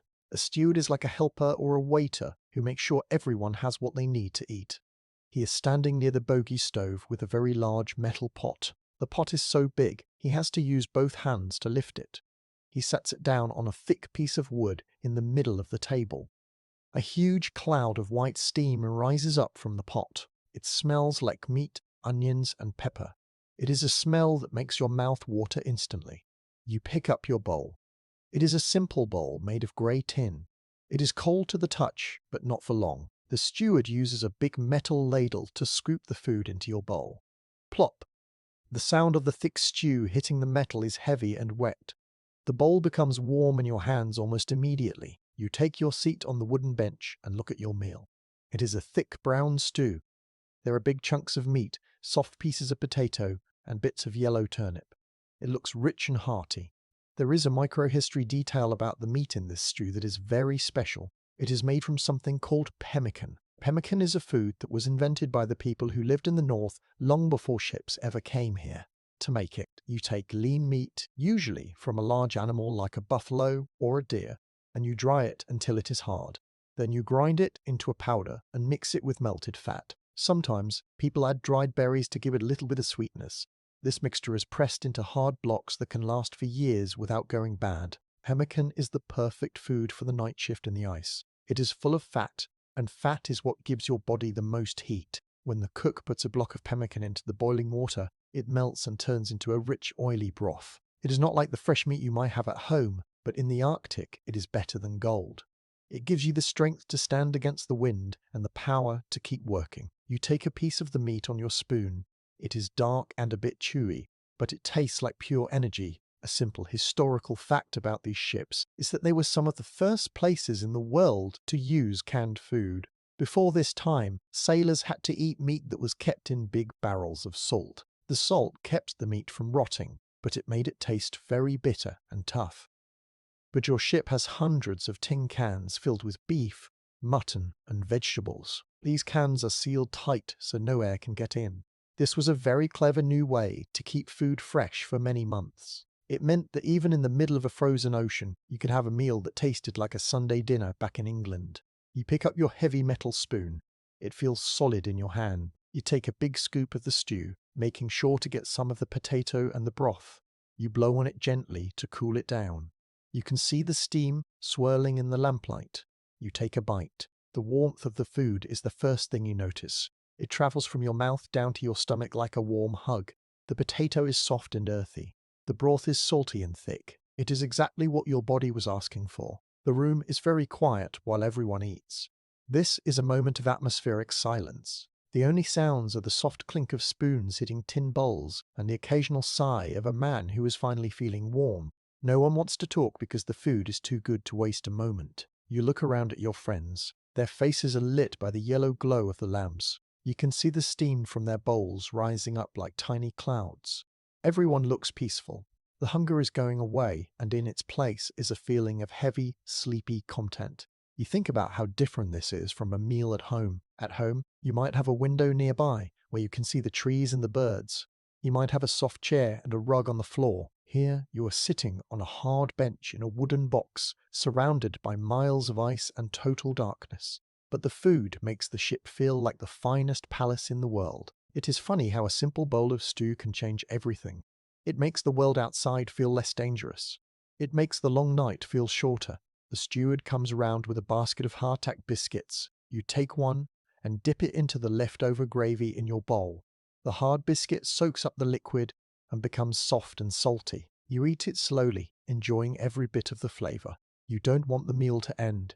You want to hold on to this feeling of being full and warm for as long as you can. You can feel your heart beating more strongly now. Your body is taking the energy from the pemmican and the potatoes and sending it to your cold fingers and toes. You finish the last of your stew and set your spoon down. You feel a bit heavy and very, very sleepy. This is what the sailors call a food coma. Your brain is starting to slow down because all your energy is going toward digesting your dinner. It is a very good feeling. You lean back against the wooden pillar and let out a long, slow breath. You feel like a clock that has been wound up and is now ticking steadily and slowly. The steward begins to collect the empty bowls. He stacks them up, and they make a cheerful, metallic clattering sound. He will take them to a small tub of hot water to wash them. In the Arctic, you have to be very careful with water. You have to melt snow on the stove just to get a bucket of water. Because it takes so much work, not a single drop is wasted. Even the water used to wash the dishes will be used for something else later, perhaps to scrub a small patch of the floor.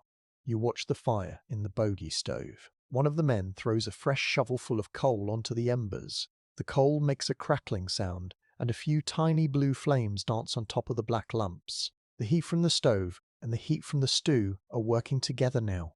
You feel a soft glow all over your skin. You are no longer the cold, hungry person who walked to the table. You are a warm, strong member of the crew. You think about the night shift of the people who made this food possible. You think about the people back home who packed the tins and the people who made the pemmican. They are thousands of miles away, but they are helping you stay alive tonight. You feel a sense of connection to the world you left behind. You are the one out here in the dark, but you are not alone. You have the tools and the food they gave you. You take a small sip of water from your mug. The water is cold and clear. It tastes like the ice outside, but it feels good after the salty stew. You look at the empty bowl in front of you. It is just a piece of tin, but right now, it is one of the most important things you own. It is the vessel that brought you the heat you needed. You feel a deep sense of gratitude for these simple things. A bowl, a spoon, a stove, and a tin of meat. They are the true kings of the North. The lamps are being turned down even lower now. It is time for the final rest of the day. You stand up from the bench. Your legs feel a bit stiff, but you move with a steady, slow pace. You walk back toward your bunk, carrying the warmth of the meal inside you. You feel like you could sleep for 100 years. The stew has done its job. It has fed your body and quieted your mind. As you climb back into your bed and pull the reindeer skins over your shoulders, you can still taste a little bit of the salt and the pepper from the stew. It is a comforting memory. You feel the heavy, solid weight of your stomach. You are safe. You are full. The ice is still there, groaning in the dark, but it doesn't matter. You have the fire of the pemmican burning inside you. You close your eyes and let the warmth carry you into a deep, peaceful sleep. The watch is half over, and you are ready for the rest of the night. The ship is a world made of wood, and wood likes to breathe. But in the middle of the polar night, every time a person breathes, they add a little bit of wetness to the air. In a warm house at home, that wetness just disappears. But here, the walls are very cold because the ice is right on the other side. When your warm breath touches the cold wooden walls, it turns into ice.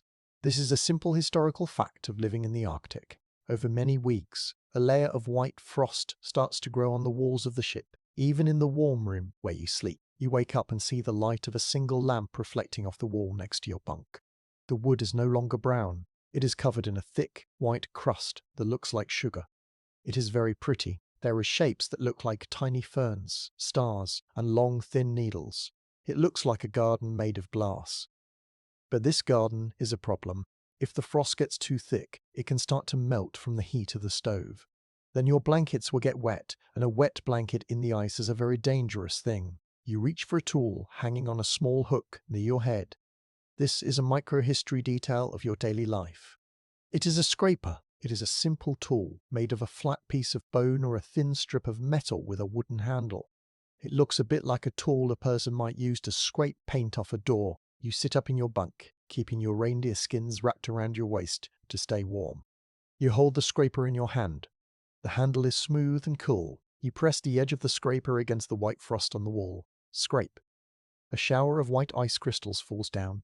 They look like tiny diamonds falling through the lamplight. You move the tool in long, steady lines. Scrape, scrape, scrape. The sound is crisp and sharp in the quiet room. It sounds a bit like a shovel on a dry path. You are careful not to push too hard. You don't want to hurt the wood. You just want to remove the ice. As you work, you notice how thick the frost has become. In some places, it is as thick as your finger. It is amazing to think that this ice came from the breath of the men in the room. Every word spoken and every breath taken has turned into this white crust. You clear a small patch of the wood, and the dark oak shows through again. The wood looks damp and dark under the ice. You feel a sense of satisfaction. You are cleaning your home. You are keeping the damp away. This is a moment of atmospheric silence. You stop for a second to look at the pile of white ice you have gathered on the edge of your bunk. It looks like a small pile of snow. You use a small brush to sweep the crystals into a tin bucket. You must be very careful not to let any of the ice fall into your bed. If even a little bit gets under your blankets, the heat from your body will melt it, and you will wake up cold and damp. In the night shift of the winter, staying dry is just as important as staying warm. You look at the scraper. It is such a simple thing, but without it, the ship would slowly fill up with ice. You think about the sailors on other ships who didn't know to do this. Their ships became like ice caves with long icicles hanging from the ceiling.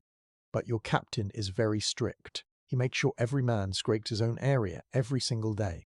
It is a small job, but it keeps the ship healthy. It keeps the air from getting too heavy and wet. You move to the ceiling above your bunk. This is the hardest part to reach. You have to lean back and hold your arms up high. The frost here is different. It is light and fluffy, like the fur on a rabbit. When you touch it with the scraper, it falls down in a big cloud. You have to close your eyes and mouth so you don't get a face full of ice. You feel the cold crystals land on your cheeks. They melt instantly, feeling like tiny drops of cold rain. You wipe your face with your sleeve and keep going. The work makes your arms feel a little bit tired. It is a slow, repetitive movement. Scrape, brush, scrape, brush, scrape, brush. You are in a rhythm now. You are not thinking about the miles of ice outside. You are only thinking about the few inches of wood in front of you. This is how you survive the long dark. You focus on the small things. You make your own little world clean and right. You take care of your bunk, and your bunk takes care of you. You see another sailor doing the same thing across the room. He is whistling a quiet tune as he scrapes the frost from a wooden pillar. The sound of two scrapers working together makes a rhythmic beat. It is a comforting sound. It means everyone is doing their part. It means the ship is being looked after. You give him a small nod and he nods back. You don't need to speak. The work is the conversation. Once you finish scraping the walls and the ceiling, you look at your bucket. It is half full of white ice. You carry it toward the snow porch at the end of the room. You open the inner door and step into the small cold space. You dump the ice out into the snow. It disappears into the white drifts outside. You feel the sharp bite of the air in your face for just a second before you step back inside and close the door. The warmth of the room feels even better now that you have done your chores. You go back to your bunk and run your hand over the wood.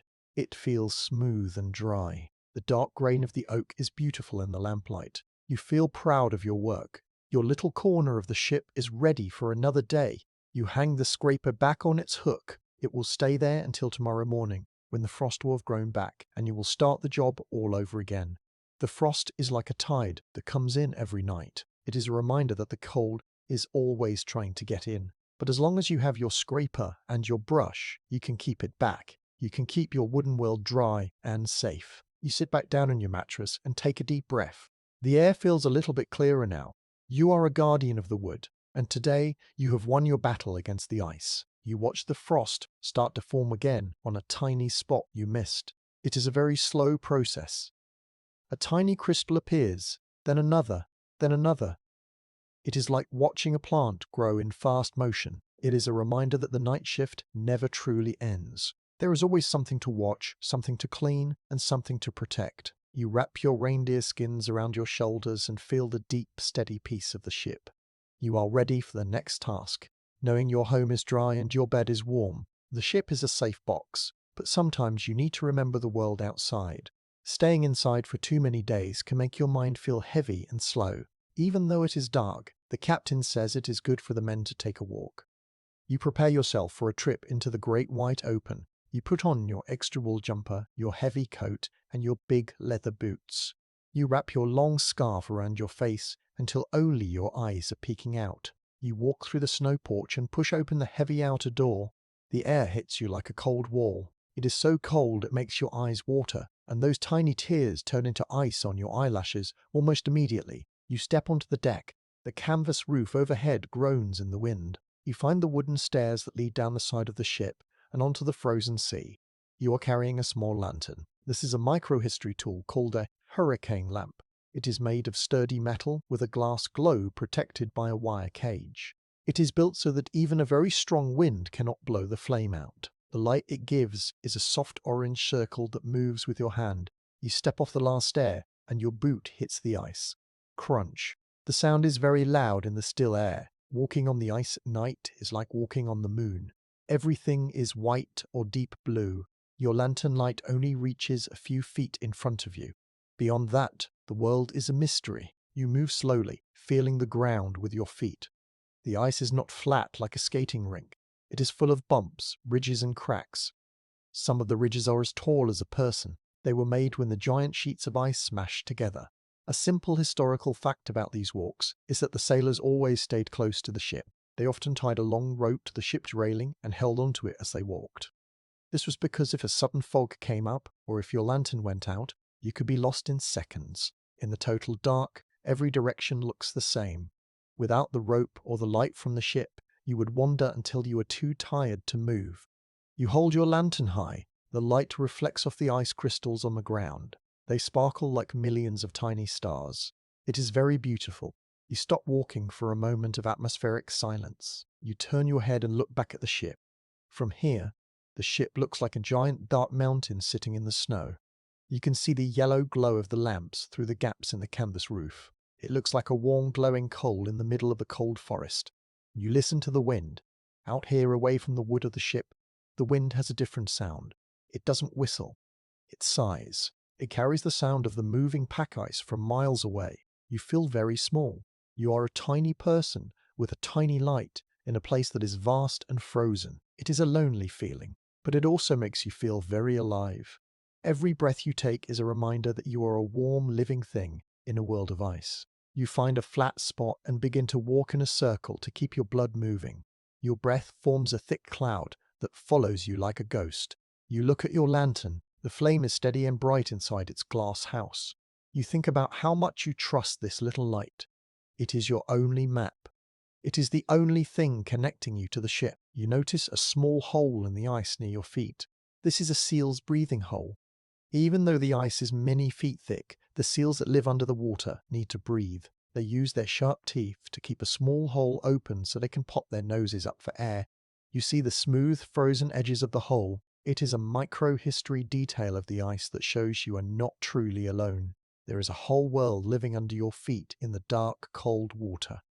The cold starts to seep through your boots. It is time to go back. You follow the path of your own footsteps, which look like dark blue shadows in the snow. You reach the wooden stairs and begin to climb. Each step feels a bit heavier now that you are out of the wind. You reach the deck and slip back through the snow porch. As you close the door, the silence of the ship wraps around you. You are back in your wooden world. You blow out the lantern, and the smell of the hot oil fills your nose. You feel a sense of relief, but also a sense of peace. You have seen the dark, and you have come back to the light. You are a guardian of the night shift, and you have completed your patrol of the frozen sea. You have just stepped back inside the ship. But as you go to hang your coat, you feel a sudden emptiness in your hand. You look down at your mittens. They are empty. You look at the hook where your lantern should go. It is bare. A cold feeling, colder than the ice outside, washes over you. You have lost your torch. In the world of the night shift, a lost light is a serious thing. You cannot simply go to a shop and buy a new one. Every tool on the ship has a purpose and a place. Without that lantern, you are blind in the dark. You remember having it in your hand when you were out on the ice. You remember the orange glow it cast on the snow. But where did you leave it? Did you set it down when you looked at the seal's breathing hole?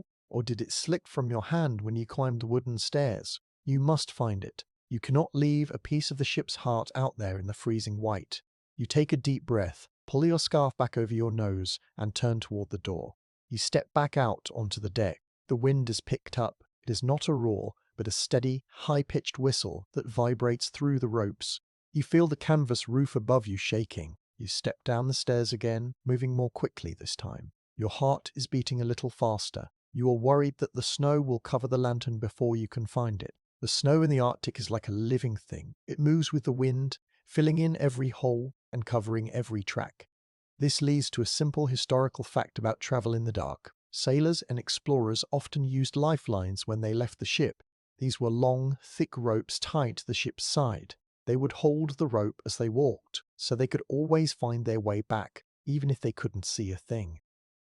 You reach out and feel for the lifeline. It is a thick, hairy rope, now covered in a layer of hard frost. It feels like a frozen snake in your hand. You grip it tight and start to walk back into the dark. The world away from the ship is very different now. Without your own lantern, the darkness is like a heavy velvet curtain. You can only see the white ground for a few inches in front of your boots. You move slowly, sliding your feet across the ice. You don't want to step into a crack or trip over a ridge. You are looking for a glow. Even if the lantern has fallen over, the flame might still be burning inside its glass house. The tool you are looking for is a bullseye lantern. This is a microhistory detail of your equipment. It is a special kind of torch with a very thick round glass lens on the front. This lens takes the tiny light of the candle or oil flame and gathers it into one strong beam. Because the glass is so thick and curved, it looks like a big staring eye. That is why it is called a bullseye. It is a sturdy piece of metal, painted black, with a small handle on the back. It is heavy and solid, built to last for years in the salt and the cold. You walk toward the spot where you saw the seal hole. The snow is getting deeper. It is no longer a thin crust. It is a soft, powdery drift. Your boots sink in up to your ankles. Whomp, whomp. Each step is a struggle. You feel the muscles in your legs working hard. You are thankful for your thick woolen trousers. The wind tries to push the cold through the fabric, but the fear naught cloth is too strong. You stop for a moment of atmospheric silence. You let go of the lifeline for just a second and stand perfectly still. You close your eyes and listen. You hear the ice groaning far away. You hear the wind singing in your scarf. But then you hear something else. It is a very soft, muffled sound. It sounds like a tiny hiss. You open your eyes and look down. A few feet away, you see a tiny spot of yellow light. It is buried under a layer of fresh snow. It looks like a glowing egg hidden in the white powder. You move toward it, your heart jumping with relief. You reach down and brush away the snow with your mittens. The white powder is light and dry. As you clear it away, the light gets brighter and brighter. There it is. Your bullseye lantern is lying on its side. The snow had almost covered it completely, but the heat from the glass chimney had melted a small hollow in the drift. The flame is still burning. It is a tiny, steady triangle of yellow light, protected by its glass and metal home. You pick it up carefully. The metal handle is very cold, but the glass is warm. You hold it close to your chest for a second, feeling the warmth. You feel like you have found a lost friend. You check the lantern. The glass lens is not cracked. The oil hasn't spilled. You turn the lantern upright, and the beam of light shoots out across the ice. It cuts through the dark like a sword. You can see the ridges of the ice and the long shadows they cast. You can see the lifeline rope leading back to the ship. The world feels safe again. You start the walk back. Now that you have your light, the walk is easier. You can see where to put your feet. You see the beautiful patterns the wind has made in the snow. They look like waves on a frozen ocean. You notice how the light of the lantern makes the ice look blue. It is a deep, glowing blue, like a sapphire. You take a moment to appreciate the beauty of the place, now that you are no longer worried. You reach the ship and climb the stairs. You feel the solid wood of the deck under your feet. You walk through the canvas-covered area and back into the snow porch. You close the heavy door and lean against it. You are back. You are safe, and you have your light. You walk to the main room. The other men are sitting around the table reading or talking softly. They don't know that you almost lost your torch. You walk to the wall and hang the bullseye lantern on its hook. You take a small piece of cloth and wipe the melted snow from the metal. You make it clean and dry. You want to make sure it is ready for the next time you need it. You sit down on your bunk and take off your heavy coat. You feel a deep sense of peace. The night shift of the search is over. You have learned a valuable lesson. In the Arctic, you must never take your tools for granted. You must hold on to your light with everything you have. You look at the lantern hanging on the wall. Its little flame is still dancing behind the thick glass lens. It looks back at you like a steady, golden eye. You realize that the ship is full of these small lights. Each one is a tiny victory over the dark. As long as the lanterns are burning and the men are careful, the polar night cannot win. You pull your woolen jumper tight around you and listen to the soft sounds of the ship. The wood is creaking, the stove is humming, and your lantern is safe. You feel a heavy, comfortable tiredness in your bones. You are ready to rest, knowing that the world is bright exactly where it needs to be. The night is deep, and the ship is still. You are walking on the deck under the canvas roof, but you hear a sound coming from outside wooden walls. It is not the groan of the ice or the whistle of the wind. It is a soft, muffled woof, and the sound of something scratching against the snow. You know that sound well. It is the sound of your most important helpers, the sled dogs. While the men sleep inside the warm heart of the ship, the dogs are outside in the cold. They are the true guardians of the night shift. In the history of polar travel, dogs were the secret to staying alive. This is a simple historical fact. Without the dogs, the explorers could not move heavy sleds across the ice. The dogs are strong, fast, and they do not mind the cold as much as humans do. They are part of the ship's family. You decide to check on them before you head back to your bunk. You step through the snow porch and move to the side of the ship where the dogs have made their home. As you look over the side, you see nothing but white mounds in the snow. It looks like a field of small frozen hills. But then, one of the mounds moves. A black nose pops out, followed by two bright, dark eyes. This is a microhistory detail of how these animals survive. The dogs do not sleep in wooden houses or under blankets. Instead, they dig a deep hole in the snow. They curl up into a tight ball and tuck their big, bushy tails over their noses. This creates a little cave of warm air around their faces. The snow on top of them acts like a thick white quilt. The dog you see is the lead dog. His name is Barnaby. He's a big, fluffy dog with thick grey fur and ears that stand up straight. He sees you and gives a tiny wag of his tail, hitting the snow with a soft thump-thump. You climb down the stairs to the ice. You are careful not to wake the others. You walk over to Barnaby's snow pit. The air out here is freezing, but when you lean down near the dog, you can feel a tiny bit of heat coming from his fur. You reach out and pat his head with your mitten. His fur is very thick. It has two layers.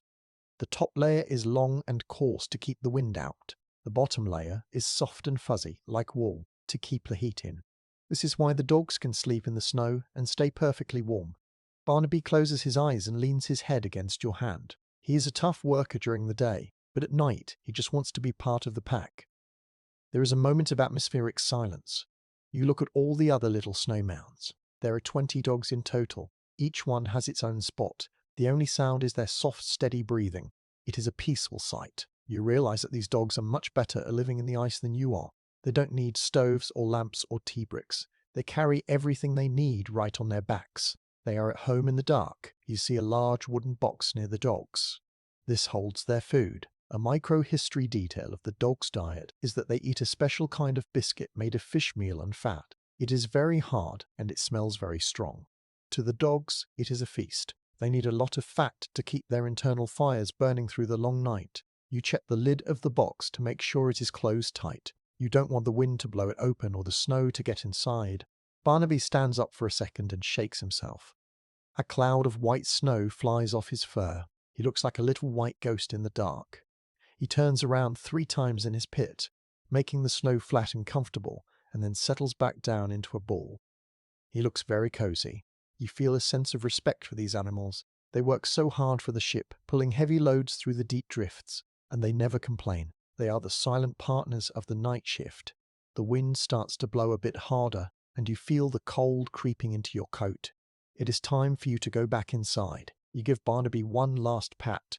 You feel the strength in his neck and the warmth of his skin. You whisper a quiet good night to him. He doesn't answer, but his ears twitch to show he heard you. You walk back toward the ship's stairs, leaving the dogs to their quiet sleep in the snow. As you climb back onto the deck, you think about how lucky you are to have the dogs. If anything went wrong with the ship, the dogs would be your only way to get to safety. They are the heartbeat of the ice. You walk back into the warm room and hang up your coat. You feel a deep sense of peace, knowing that the dogs are safe and warm in their snow pits. They are out there watching the dark, and you are in here watching the fire. You sit on your bunk and pull the reindeer skins over you. You think of Barnaby and the other dogs tucked away in the white mounds. You feel a connection to them. You are all part of the same team, trying to get through the long polar night together. The ship creaks, the lamp flickers, and you fall into a deep sleep, dreaming of a long sled ride across the beautiful blue ice under the stars. The ship is a quiet world tonight. Most of the men have already tucked themselves into their bunks, and the big iron stove is glowing with a soft, steady heat. You are not quite ready to sleep yet. Your mind is still awake, and the silence of the polar night feels like an invitation to sit and think. You walk over to a small wooden shelf near the main table. This is the ship's library. It is not a big library like the ones you might see in a city, but in the middle of the frozen sea, these few shelves are a great treasure. A simple historical fact about these polar trips is that every ship carried a library. The people who planned the journeys knew that the dark would be very long. They knew that if the men had nothing to do, they would become sad or bored, so they filled the ships with hundreds of books. There are books about travel, books about history, and many books of stories and poems. For the night shift of the mind, these books are just as important as the coal for the stove or the pemmican for the belly. They are the food that keeps your imagination alive when the world outside is nothing but white and black. You look at the spines of the books. They are made of leather and thick cloth. Some are green, some are red, and many are a dark, dusty brown. You run your fingers over them, feeling the embossed letters. You choose a book of stories about the green fields and forests of England. It is a thick book with a gold bird on the cover. You take it back to the table and sit down. The main lamps have been turned down to save oil, so you need your own light to read. You reach into a small wooden box and pull out a candle. This is a micro-history detail of your daily life. It is a tallow candle. Unlike the fancy wax candles used in big houses, a tallow candle is made from rendered animal fat. It is a pale, creamy color and feels a bit greasy to the touch. It has a heavy, slightly salty smell. It is a simple tool, but it is very reliable in the cold. You place the candle in a holder. This holder is made of heavy brass. It has a wide, flat base, so it cannot tip over if the ice pushes the ship. It also has a little ring on the side, so you can put your finger through it and carry it safely. You light the wick using a small splinter of wood from the stove. The flame starts small, then grows into a steady yellow spear of light. You place the candle on the table next to your book. The light is soft and warm. It only reaches a few feet, creating a tiny private room of light just for you. You open the book. The pages are thick and have a slightly rough feel. They smell like old paper and a little bit of wood smoke. As you begin to read, the sounds of the ship seem to fade away. You are no longer sitting in a wooden box stuck in the ice. You are walking through a forest in the autumn. You can almost feel the sun on your back and hear the rustle of the leaves. You can almost smell the damp earth and the flowers. The book is like a magic door that lets you escape the polar night for a little while. There is a moment of atmospheric silence now.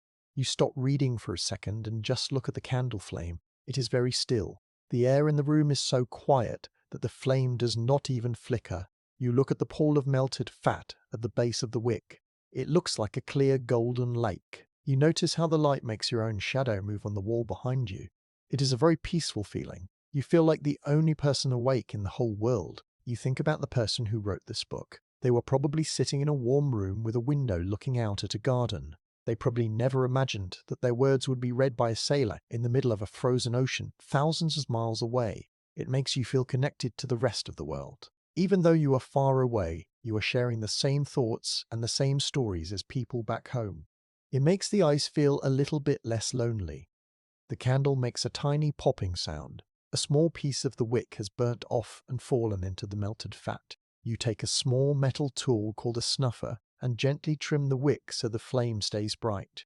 This is a quiet, careful job. You don't want to blow the candle out. You just want to keep it healthy. You enjoy the feeling of the heavy metal in your hand and the soft glow of the brass. You turn the page of your book. The paper makes a crisp, dry sound.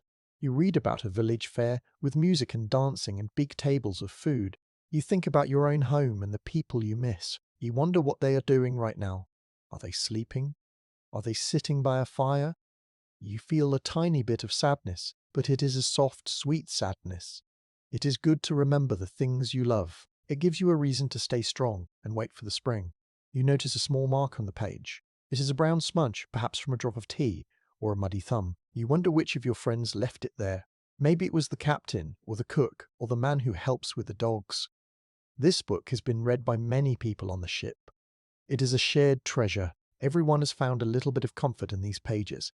It is like a conversation that travels from one person to another, even when no one is talking. The air in the room is getting a little bit colder as the fire in the stove dies down. You wrap your woolen shawl tighter around your shoulders. The wool is scratchy but very warm. You hold your hands near the candle flame for a second. You can feel a tiny bit of heat coming from it. It is not much, but it feels good on your cold fingertips. You realize that you have been sitting still for a long time.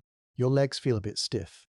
You decide to read just one more chapter. The story is getting to the best part, where the sun comes out after a long rain. You soak in the words like a thirsty plant drinks water. You try to remember every detail so you can think about it tomorrow while you are working. You want to keep the image of the green trees in your head. Finally, you reach the end of the chapter. You close the book gently. The leather cover feels cool and solid. You stand up and stretch your arms. Your shadow stretches with you, reaching all the way across the ceiling. You walk over to the shelf and put the book back in its place. You make sure it is tucked in neatly between the others. You go back to the table and pick up your candle holder. You carry it toward your bunk. The light moves with you, dancing on the wooden floor and the dark beams. You reach your bed and set the candle on a small wooden ledge. You climb into your bunk and pull the reindeer skins up to your chest. You look at the candle one last time. It has burnt down quite a bit. It is much shorter than it was when you started. You lean forward and give a soft puff of air. Whoosh. The flame disappears. For a second, there is a tiny orange glow on the end of the wick, and a thin ribbon of grey smoke rises into the air. The smell of the burnt tallow fills your nose. Then the glow goes out, and the room is truly dark. But you don't mind the dark now. Your head is full of stories about green fields and summer sun. You feel warm and content. The night shift of the imagination has done its work. You have travelled 1,000 miles without ever leaving your bunk. You close your eyes and let the images from the book turn into dreams. You are safe in your wooden home, and the ice is just a quiet whisper outside. You fall asleep with a smile, feeling the peace of the silent ship and the warmth of the stories you hold inside you. You are sitting on the edge of your straw mattress, and your feet feel very heavy. Today, you spent a long time outside on the ice, checking the sled dogs and walking in the dark. Now that you are back in the warm room, you can feel something you did not notice in the freezing wind. Your feet are damp. A little bit of snow found its way over the tops of your boots, and the heat from your body melted it into water. In the Arctic, wet feet are a very big problem. If you leave your boots wet, they will freeze as hard as rocks by the morning. You reach down and begin to unlace your big sea boots. These are not like the shoes people wear at home. They are made of very thick dark leather that reaches almost to your knees. The laces are made of thin strips of hide and they are stiff from the cold. You have to pull hard on them with your fingers. Your hands are a bit numb, so the task is slow. Tug, pull, loosen. You take your time. You don't want to snap the laces. Everything on the ship is hard to replace, and a broken lace is a small thing that could cause a lot of trouble later. Finally, you pull the first boot off. It makes a soft squelch sound as your heel comes out. You set the boot on the wooden floor. Then you pull off the second one. Your feet feel much lighter now, but your thick wool socks are damp and cold. You pull off the 3 layers of socks one by one. The wool is heavy with moisture. You wiggle your toes. They are white and wrinkled from the wetness. You rub them with your hands to get the blood moving again. It feels like 1,000 tiny needles are poking your skin as the warmth comes back. This is a good sign. It means your feet are still healthy. A simple historical fact about these trips is that keeping your feet dry was one of the most important jobs for a sailor. If a man's feet stayed wet and cold for too long, he could get a sickness called trench foot. This makes the skin turn red and sore, and it can make it very hard to walk. To prevent this, the captain makes sure every man has time to dry his boots and change his socks every day. It is a small rule, but it is one that keeps the whole crew strong and ready to work. You pick up your boots by the tops. They feel very heavy. You walk slowly across the room toward the Bogie stove. Most of the other men are already in bed, so the area around the fire is quiet. The iron stove is still glowing a dull red color. You can feel the dry heat coming off it. It feels different from the wet cold of your socks. You find a small wooden rack that has been built near the stove just for this purpose. You place your boots on the rack, making sure they are not too close to the fire. If you put leather too close to a hot fire, it will dry out too fast and crack. It might even shrink until you cannot fit your foot inside anymore. You have to be patient. You want the heat to gently pour the water out of the leather. You turn the boots so the openings are facing the stove. This allows the warm air to go inside. You also take your wet wool socks and hang them on a piece of string near the stove. They look like dark, heavy fish hanging in the air. Now, you reach for a small tin that you keep in your pocket. This is a micro-history detail of a sailor's kit. Inside the tin is a thick, greasy paste called dubbin. Dubbin is made from a mixture of animal fat, oil, and a little bit of beeswax. It smells very strong, a mix of old kitchen grease in the forest. Its job is to keep the leather of your boots soft and to stop the water from getting in. In the Arctic, the cold makes leather get as stiff as wood.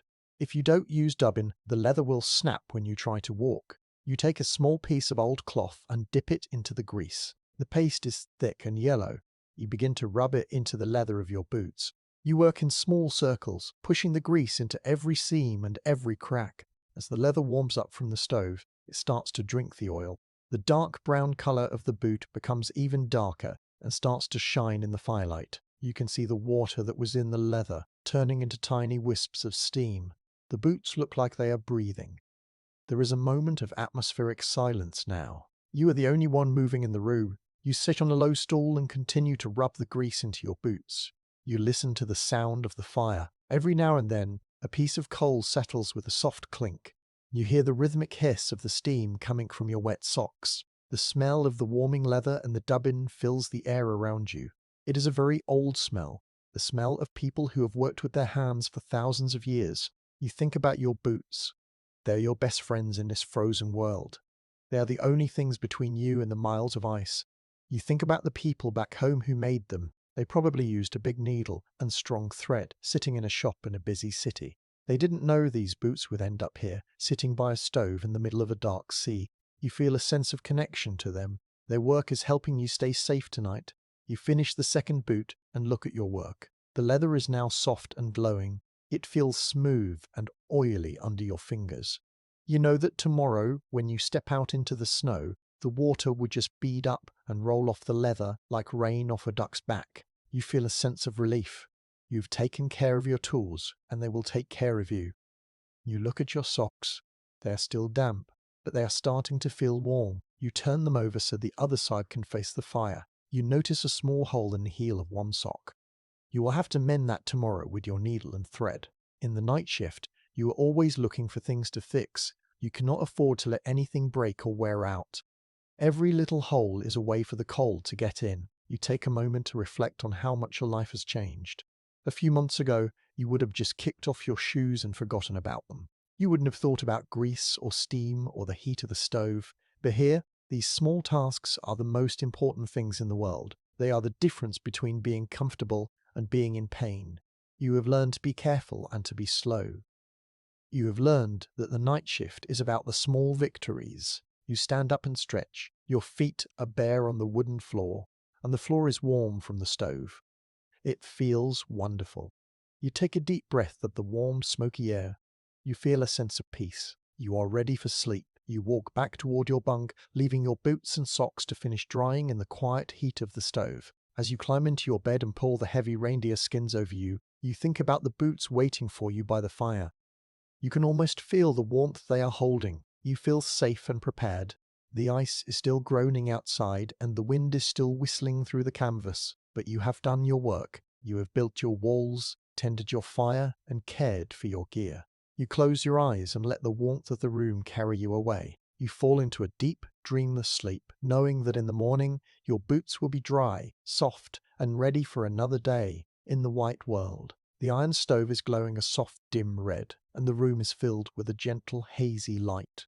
You have finished your work for the day, and your belly is full of warm stew. You are sitting on the long wooden bench, leaning your back against the solid oak wall of the ship. Next to you are two of your closest friends, Jack and Thomas. In the middle of the polar night, when there is no sun to see and the ice is miles thick in every direction, the world can feel very small. Sometimes, it feels like the ship is the only thing left in the universe.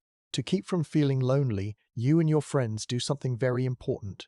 You talk about home. A simple historical fact about these long winter trips is that the captains always worried about the spirits of the men. They knew that if the sailors spent all their time thinking about the dark and the cold, they would become very sad. Back then, they called this the blues or low spirits. To fight this, they encouraged the men to tell stories, sing songs, and share memories of the world they left behind. It was a way to keep the mind healthy. If you can see a green field in your head, the white ice outside doesn't seem quite so heavy. You look at Jack. He is a tall man with rough hands and a kind smile. He is holding a small, crumpled piece of paper. This is a microhistory detail that he keeps tucked inside his jumper, right over his heart. It is a letter from his sister, sent months ago before the ship left the last port. Inside the letter is something very special, a single, pressed primrose. The flower is dry and flat now, and its yellow color has faded to a pale cream. But as Jack holds it in the lamplight, you can see the tiny veins in the petals. It is a tiny piece of an English spring sitting here in the frozen north. Jack speaks in a low, quiet voice. He isn't talking about the weather or the ship. He's talking about the lane near his house in the autumn. He describes the way the leaves turn a bright, fiery orange and a deep, crunchy brown. He talks about the smell of the air when the farmers are burning the old stalks in the fields. It is a smoky, sweet smell, very different from the greasy smell of the seal oil lamps. You close your eyes and listen to his voice. You try to see the trees he is describing. You try to imagine the sound of the wind blowing through branches full of leaves instead of through the frozen ropes of the ship. Thomas joins in. He grew up near the sea, in a small village with cobblestone streets and little grey houses. He talks about the sound of the waves hitting the sandy beach. He describes the way the seagulls cry as they follow the fishing boats home in the evening. He tells you about a small shop on the corner of his street that sells hot meat pies. He describes the way the crust flakes off in your hand and how the steam smells of pepper and onions. As he talks, you realize that everyone is listening. Even the men in the nearby bunks have stopped moving. They are all traveling home in their minds. There is a moment of atmospheric silence now. No one speaks. The only sound is the soft, rhythmic creak of the ship's wood and the tiny hiss of the stove. You look at the flickering flame of a nearby candle. You think about how far away you are from those green fields and salty beaches. You are thousands of miles away, hidden in a world of ice that never melts. The distance feels like a physical weight on your chest. But then, you look at your friends. You see the soft look in their eyes as they remember. You realize that as long as you can talk about these things, home is never truly gone. It lives inside the ship, carried in the memories of the men. You decide to share your own memory. You talk about the garden behind your mother's house. You describe the way the grass feels between your toes on a warm summer morning. You talk about the heavy, sweet scent of the roses when they are in full bloom. You describe the sound of a small brook that runs nearby, with water that is clear and cold, but not frozen. You talk about the way the sunlight looks when it filters through the leaves of a big oak tree, making dancing patterns of light and shadow on the ground. As you speak, you find yourself using very simple words. You don't need big words to describe the things you love. You just want to capture the feeling of the sun on your skin and the smell of the damp earth. You notice that your hands are moving as you talk, as if you are trying to touch the air of that faraway garden. Jack and Thomas are nodding. They know exactly what you mean. They have their own gardens and their own brooks in their heads. Thomas reaches into his pocket and pulls out a small wooden carving. This is another microhistory detail of the night shift. Many sailors spent their quiet hours carving bits of wood. This carving is of a simple tree with wide, spreading branches. It is small enough to fit in the palm of his hand. He has rubbed it with oil until the wood is smooth and dark. He hands it to you. The wood feels warm from his pocket. You run your thumb over the tiny carved leaves. It is a solid, real thing that you can hold. It represents all the trees in the world that are still green and still growing. You pass the carving to Jack. He looks at it for a long time before handing it back to Thomas. These small things, a faded flower, a wooden tree, a crumpled letter, are the anchors that keep you from drifting away in the dark. They remind you that there is a world beyond the ice. They remind you that you have a place where you belong, a place that is waiting for you to return. The talk turns to the people you left behind. You talk about your mothers, your sisters, and your friends. You don't talk about their names so much as the things they do. You remember the way your mother would hum while she mended your socks by the fire. You remember the way your father would tell the same old jokes every Christmas. These memories make you smile. They make the room feel warmer, as if the love from those faraway homes is reaching through the cold and the dark to find you. The air in the ship is still, but it feels lighter now. The heavy silence of the polar night has been pushed back by the sound of your voices. You are building a wall of stories to protect yourselves. This is the true work of the night shift. It is not just about shoveling snow or fixing sails. It is about keeping the fire of the heart burning. It is about making sure that when the sun finally comes back, you are still the same people who left home so many months ago. You look at the walls of the ship. They are thick and strong, built of heavy oak. But you realize that the strongest thing on this ship is the connection between the men. By sharing your memories, you are making the ship a part of your home. You are turning this wooden box into a place of life and warmth. You feel a deep sense of peace. You are not just a sailor stuck in the ice. You are a person with a history, a family, and a future. One of the men in a bunk nearby starts to sing a very quiet song. It is a slow old tune about a man returning to his village after a long time at sea. The words are simple and the melody is gentle. Other men join in, their voices blending together in a soft harmony. The sound fills the room like a warm blanket. You don't sing, but you let the music wash over you. It feels like the song is carrying your thoughts across the frozen sea, over the dark mountains, and back to the green fields you love. The song ends, and the room settles back into its quiet rhythm. The candle is burned down a little lower. The stove is still giving off a steady heat. You feel heavy and sleepy, but it is a good kind of tired. Your heart feels full. You have spent the evening in the company of your friends and your memories. You feel ready for sleep. You stand up and stretch. Your boots make a soft thud on the floor. You give Jack and Thomas a small nod. "Good night, boys," you say quietly. They nod back, their faces soft in the lamplight. You walk back to your bunk, feeling the warmth of the story still glowing inside you. You climb under your reindeer skins and pull them up to your chin. As you close your eyes, you don't see the dark room or the frost on the walls. You see a green field under a bright blue sky. You hear the sound of a bird singing in a leafy tree. You feel the warmth of the sun on your face. You are safe. You are warm. You are home in your dreams. The night shift of the memory is done, and it has brought you the peace you needed. You fall into a deep, restful sleep, guided by the light of the green world you carry in your heart. A soft knock comes against the wooden frame of the room. It is a gentle sound, but in the quiet of the ship it sounds as clear as a bell. It is the sailor on the watch. He does not shout. He whispers into the room, telling everyone that they should come up to the deck. He says the sky has turned into a theatre of light. You sit up in your bunk. the straw of your mattress making a dry, crunchy sound. You feel a spark of excitement.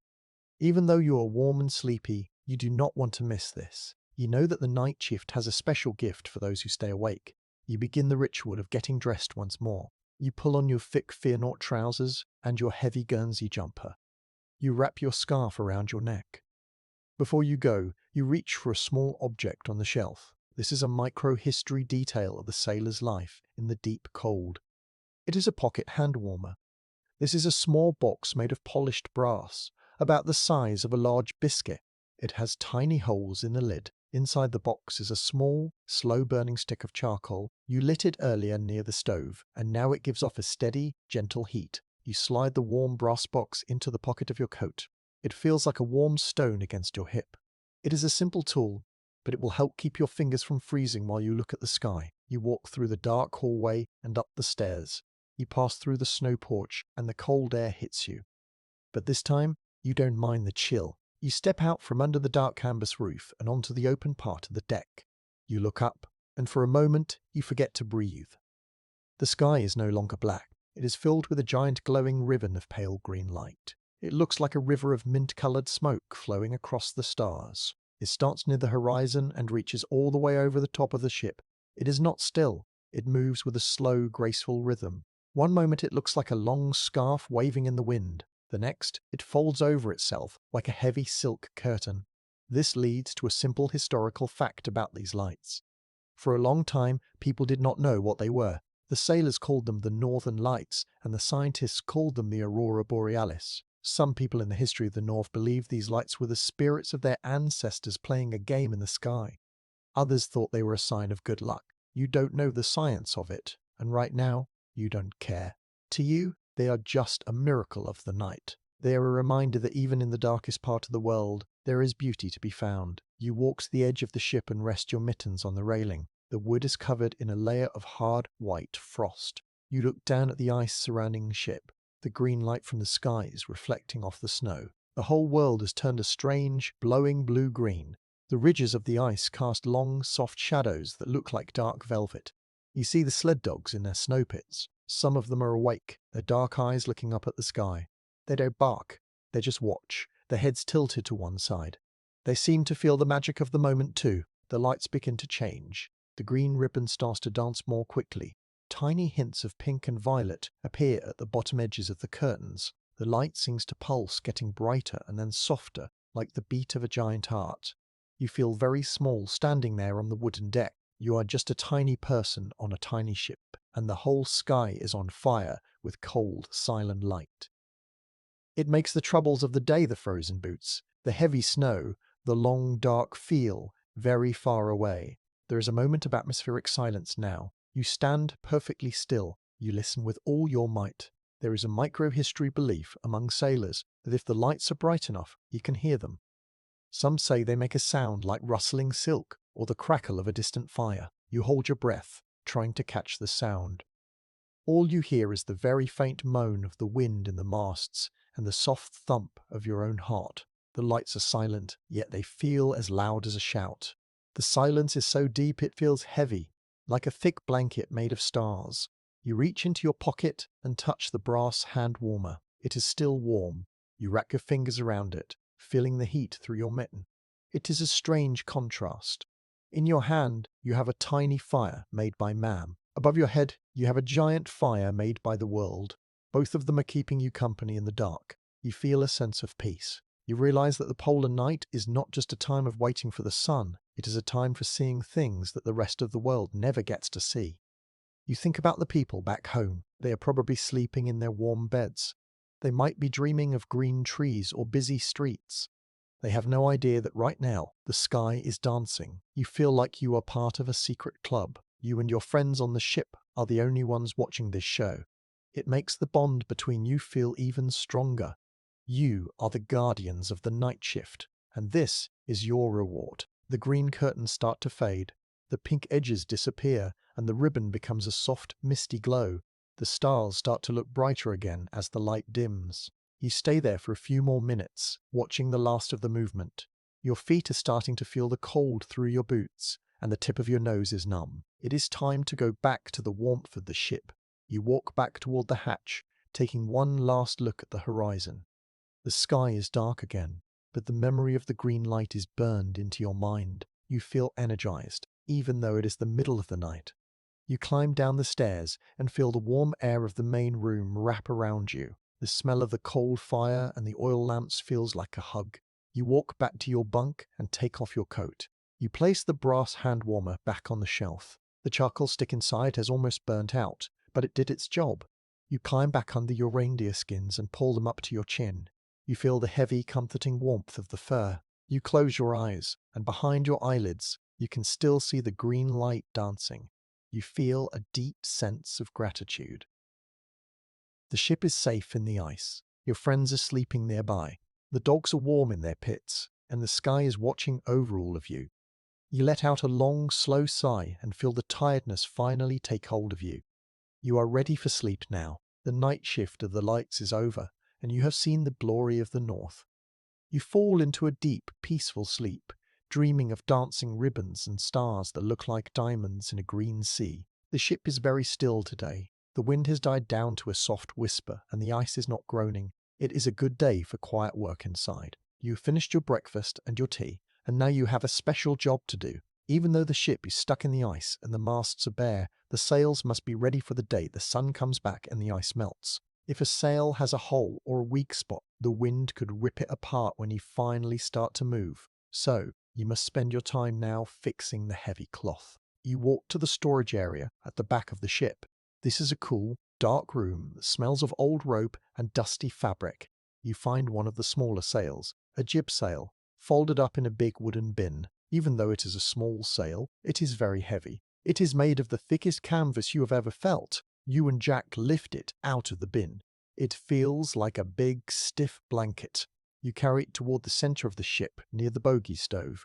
You want a spot that is warm and has good light from the lamps. You spread the sail out on the wooden floor. It takes up a lot of space. The canvas is a pale, sandy color. It is covered in small marks from the sea spots of salt, bits of tar, and the green stains of old water. You move your lantern closer so you can see better. You are looking for tears. You crawl on your hands and knees across the fabric. The canvas feels rough under your palms, like very heavy sandpaper. You find a spot where the wind has pulled the threads apart. It is a hole about the size of your hand. To fix this, you need your tools. You reach for your sewing kit. This is a microhistory detail that every sailor keeps in his sea chest. It is a small leather roll with pockets for needles and thread. You pull out a needle. This is not a tiny needle like the ones used for shirts. It is a sail needle. It is very long and very thick, made of polished steel. The end is not round. It is shaped like a triangle with 3 sharp edges. This is so it can cut through the tough canvas without breaking. Next, you put on your sail palm. This is a very important tool, and it is a bit strange if you have never seen one before. A sail palm is like a glove that has no fingers. It is made of thick brown leather that wraps around your hand and your thumb. In the middle of the palm there is a round piece of heavy metal with tiny holes in it. You use this metal plate to push the needle through the cloth. The canvas is so thick that you can never push the needle with just your thumb. You would hurt yourself very quickly. You strap the leather tight around your wrist. It feels solid and strong.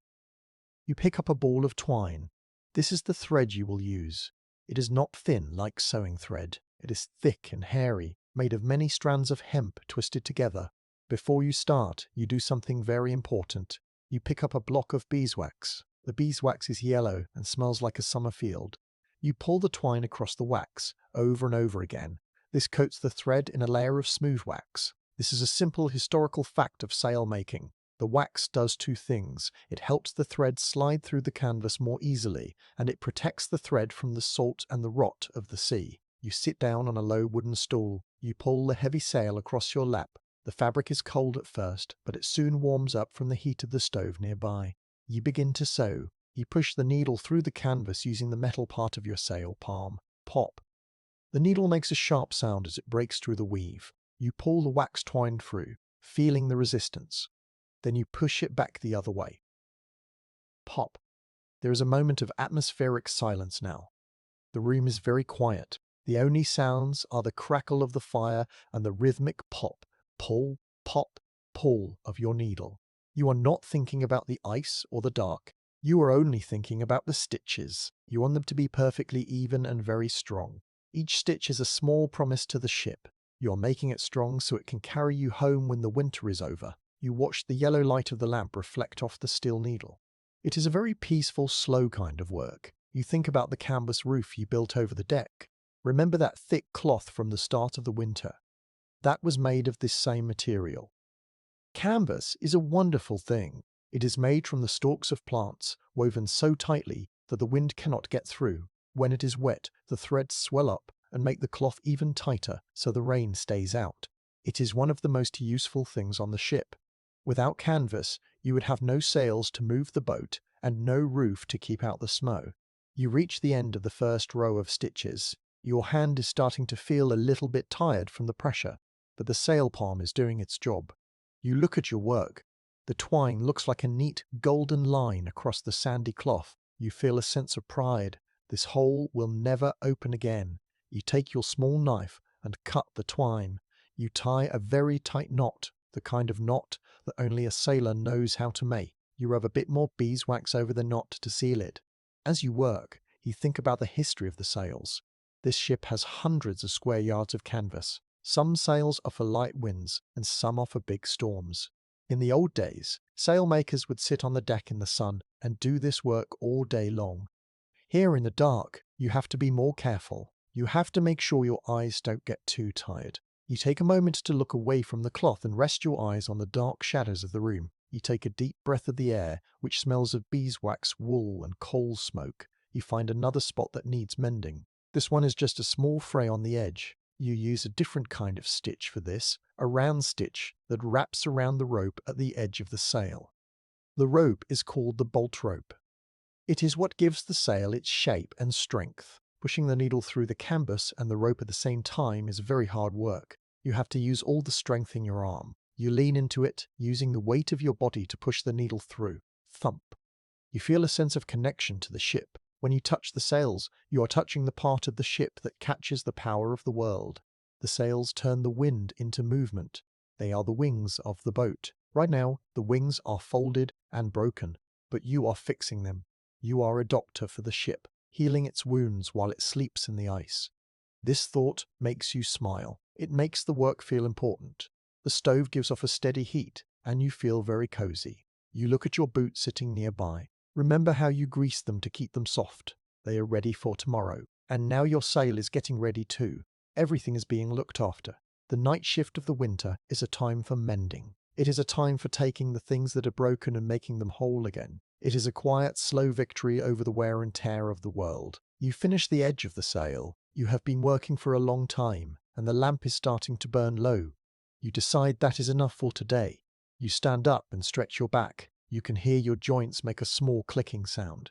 You fold the sail up carefully. You don't just bunch it up. You fold it in long, neat layers. This stops the canvas from getting too many wrinkles. Wrinkles can make the sail weak. You and Jack lift the heavy bundle and carry it back to the storage bin. You walk back to the stove and take off your sail palm. Your hand feels light and cool now that the leather is gone. You look at the red mark the strap left on your wrist. It is a badge of a good day's work. You pick up your tea mug and take a sip of the cold tea. It still tastes good. You feel a deep sense of satisfaction. You have used your hands to make something better. You have helped the ship. The dark is still outside and the ice is still there, but you don't mind. You have spent your time well. You have worked with the canvas, the twine, and the wax. You have been part of the long history of men who care for their ships. You feel ready for sleep. You walk back to your bunk, the sound of your boots soft on the wood. You climb under your reindeer skins and feel the warmth. You close your eyes and dream of white sails filling with wind, pushing the ship through the blue water of a summer sea. You are safe, you are warm, and your work is done. You stand near the storage bin, where you just put the mended sail away. Your hand still feels a bit stiff from the heavy needle, and you can see a faint red mark on your wrist from the leather strap of the sail palm. It is a good kind of tired. You look over at the Bogie stove. Your leather sea boots are still there on the rack. You walk over and touch them. They are no longer wet and cold. They are dry and very warm. The Dublin grease you rubbed into them has made them soft and shiny. You feel a sense of peace knowing that your tools are ready for tomorrow. Now, it is time for the best part of the polar night. It is time to crawl into your bunk and disappear under the weight of your blankets. You walk slowly toward your bed. The room is very dim now. Most of the oil lamps have been turned out, and there is only a soft orange glow coming from the stove. You can hear the rhythmic breathing of the other men. It is a steady, comforting sound, like the tide coming in and out on a sandy beach. You reach your bunk. You see your pile of bedding waiting for you. It looks like a great soft mountain of wool and fur. You sit on the edge of the mattress and begin to take off your heavy outer clothes. You move slowly. You don't want to rush and get cold. You take off your big coat and hang it on its hook. You pull off your thick fear-naught trousers. Underneath, you are still wearing your long flannel shirt and your thick woolen drawers. You feel a bit lighter, but the air in the room is chilly. You hurry to get under the covers, but before you slide inside, you reach for a small object sitting on the floor near the stove. This is a micro-history detail of a cold-weather sleep. It is a stone pig. A stone pig is a heavy jar made of thick brown clay. It has a small opening with a wooden cork. Earlier in the evening, the cook filled this jar with boiling water from the big copper kettle. You pick it up. The clay is very hot. You have to hold it with a thick cloth so you don't burn your fingers.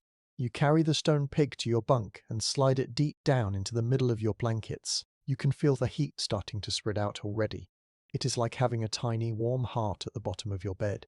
You climb into the bunk and pull the covers up. You start with the wool blankets. These are not thin sheets. These are very thick, heavy blankets made of the best wool. They are a creamy white color with 4 thin dark stripes at the bottom. This leads to a simple historical fact about the things you use to stay warm. These are called point blankets. The small stripes at the bottom are called points. In the history of the North, these points told the sailors how big and heavy the blanket was. A 4-point blanket was the biggest and warmest one you could get. It was so thick it could almost stand up on its own. Having 3 of these on top of you is like being covered in a layer of soft, warm brick. You pull the first blanket up to your waist, then the second, then the third. The weight is wonderful. It presses your body down into the straw mattress, which crunches softly under you. You feel the lumps of the straw finding the shape of your back. Then you reach for your final layer. These are the reindeer skins you used before. You pull them up over the wool blankets. The fur is thick and coarse. You make sure the hair side is facing down, just like you learned. Now, you are tucked away. You are in a cocoon of wool and fur and clay heat. You reach down with your feet and find the stone pig. It is perfectly warm. You wrap your feet around the smooth, hot clay. The heat goes through your 3 layers of socks and into your toes. It feels so good that you let out a long, slow sigh. All the cold you felt during the walk on the ice, all the stiffness from sewing the sails, all of it starts to melt away. Your muscles feel soft and heavy. You feel like you are sinking into the bed. There is a moment of atmospheric silence now. You lie perfectly still. You look at the dark ceiling just a few inches above your head. You can see the faint reflection of the stove's glow on the polished wood. You listen to the ship. Outside, the wind is blowing, but in here, it is quiet. You hear a tiny pop from the ice far below the ship. You hear the soft tick-tick of a watch. But mostly, you hear the quiet. It is a thick, safe silence. You feel like you are in the safest place in the whole world. No matter how big the ice is, or how cold the wind gets, it cannot get through your 4 points of wool and your stone pig. You pull the top blanket right up to your chin. You can smell the wool. It smells clean, and a bit like sheep. You can smell the faint, sweet scent of the beeswax from the twine you used earlier. It is a comforting mix of smells. You feel very private in your bunk. It is like a small wooden room just for you. You don't need much. You just need this warmth and this weight. You realize that the night shift of the body is to rest and grow strong again. While you sleep, your body will take the energy from the stew and the tea and fix your tired muscles. You think about the blankets. They are so heavy they make it hard to turn over. But you like that. It feels like a firm, steady hug. In the old days, people thought that the weight of blankets helped you sleep better, and you think they were right. It stops you from worrying. It holds you still. You feel a deep sense of gratitude for the sheep that gave the wool and the people who wove the cloth. You are part of a long line of people who have found safety under heavy blankets in the dark. You move your hand and touch the wooden wall next to you. Remember when you scraped the frost off this wall? It is still dry and smooth. You feel the solid oak. It is cold, but it is strong. You are tucked between the wood of the ship and the wool of your bed. You are in the very center of the warmth. The stone pig at your feet is still giving off a steady glow of heat. You feel the warmth moving up your legs and into your chest. You think about the dogs outside. Remember Barnaby and his snow pit? He has his own thick fur blanket, and he is tucked in just like you. You feel a connection to him. You are both doing the same thing. You are staying quiet and staying warm until the light comes back. You feel a sense of peace. The world is asleep, the ice is still, and you are safe. The air in the room is very cold now, and you can see a tiny cloud of your breath every time you exhale. But you don't mind. The tip of your nose is cold, but the rest of you is as warm as a summer day. You tuck your hands under your armpits to keep them cozy. You feel the rhythmic beat of your heart. It is a slow, steady beat. You are drifting. You feel like you are floating on a dark, warm sea. You are a guardian of the quiet. You have done your work, you have mended the sails, and you have cared for your boots. Now your only job is to sleep. You let your head sink deeper into your pillow, which is stuffed with your spare flannel shirts. It is soft and smells like home. You feel the weight of the reindeer skins pressing down on the wool blankets. You feel the warmth of the clay jar. You are perfectly tucked in. You close your eyes. The orange glow of the stove disappears, and there is only the dark and the warmth. You feel a deep sense of content. The long polar night is outside, and the stars are watching the ice. But you are here in your small, warm nest. You fall into a deep, heavy sleep, protected by layers of wool and the strength of the ship. You are safe. You are warm. The watch is half over, and you are at rest. You imagine the ship as a small seed pod lying in the snow. Inside the pod, everything is waiting. You are part of that waiting. You are not just sleeping, you are surviving. Every hour you spend in this warm bed is a victory over the winter. You feel the straw mattress shift a little bit as you settle into a more comfortable spot. The dry grass makes a soft, rustling sound like a secret whisper. It is a friendly sound. You think of the sailors back in England. They might be sleeping in big houses or in small flats in the city. They have coal fires in every room and windows that look out on streets. They probably have many thin blankets, but they don't know the feeling of a 4-point wool blanket in the Arctic. They don't know the deep, solid warmth of a stone pig. You feel like you have a secret that they will never understand. You have learned to love the weight and the warmth in a way they never will. The ship creaks one last time. It is a very small sound, a tiny adjustment of the wood as the temperature drops outside.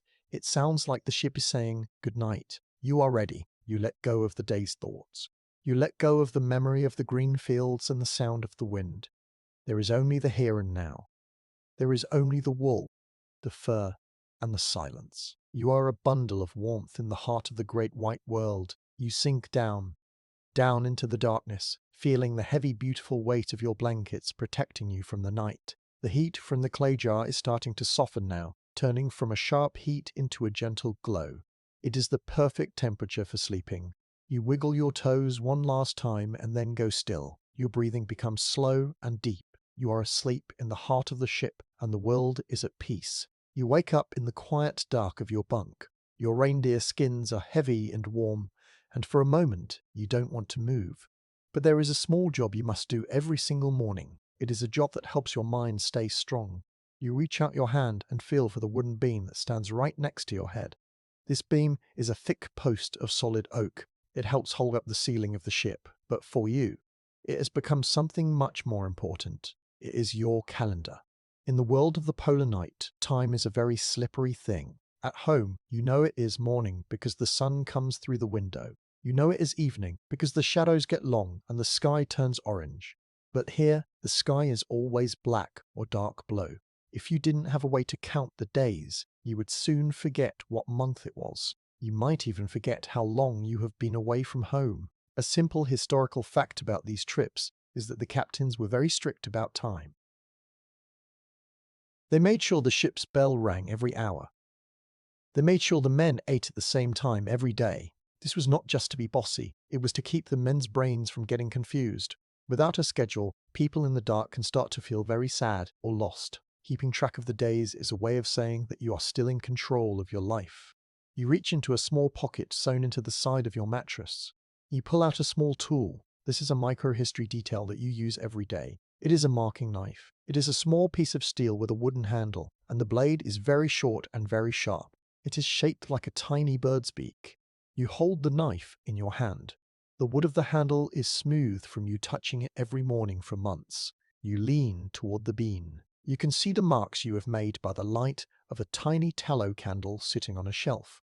The beam is covered in small, straight lines. They are arranged in groups of 5, 4 lines standing straight up and 1 line cutting across them. You count them with your finger. Your fingertip feels the little ridges in the wood. Each line represents 1 full day and 1 full night on the ice. There are many, many lines now. They start near the top of the beam and go halfway down to the floor. You find the empty spot after the last mark. You press the sharp point of the knife against the oak. You have to push quite hard because the oak is a very strong and dense wood. Scritch. You hear the sound of the steel cutting into the wood. It has a small, dry sound. You make 1 vertical line. You pull the knife down slowly, making sure the mark is deep and straight. This 1 little mark makes you feel better. It means you have survived another 24 hours. It means you are 1 step closer to the spring. You look at the long row of marks. You think about everything that has happened since you made the first one. You remember the day the ship first got stuck. You remember the day the sun went away. You remember the big storms and the quiet nights. All those days are held right here in the wood. They are not gone, they are recorded.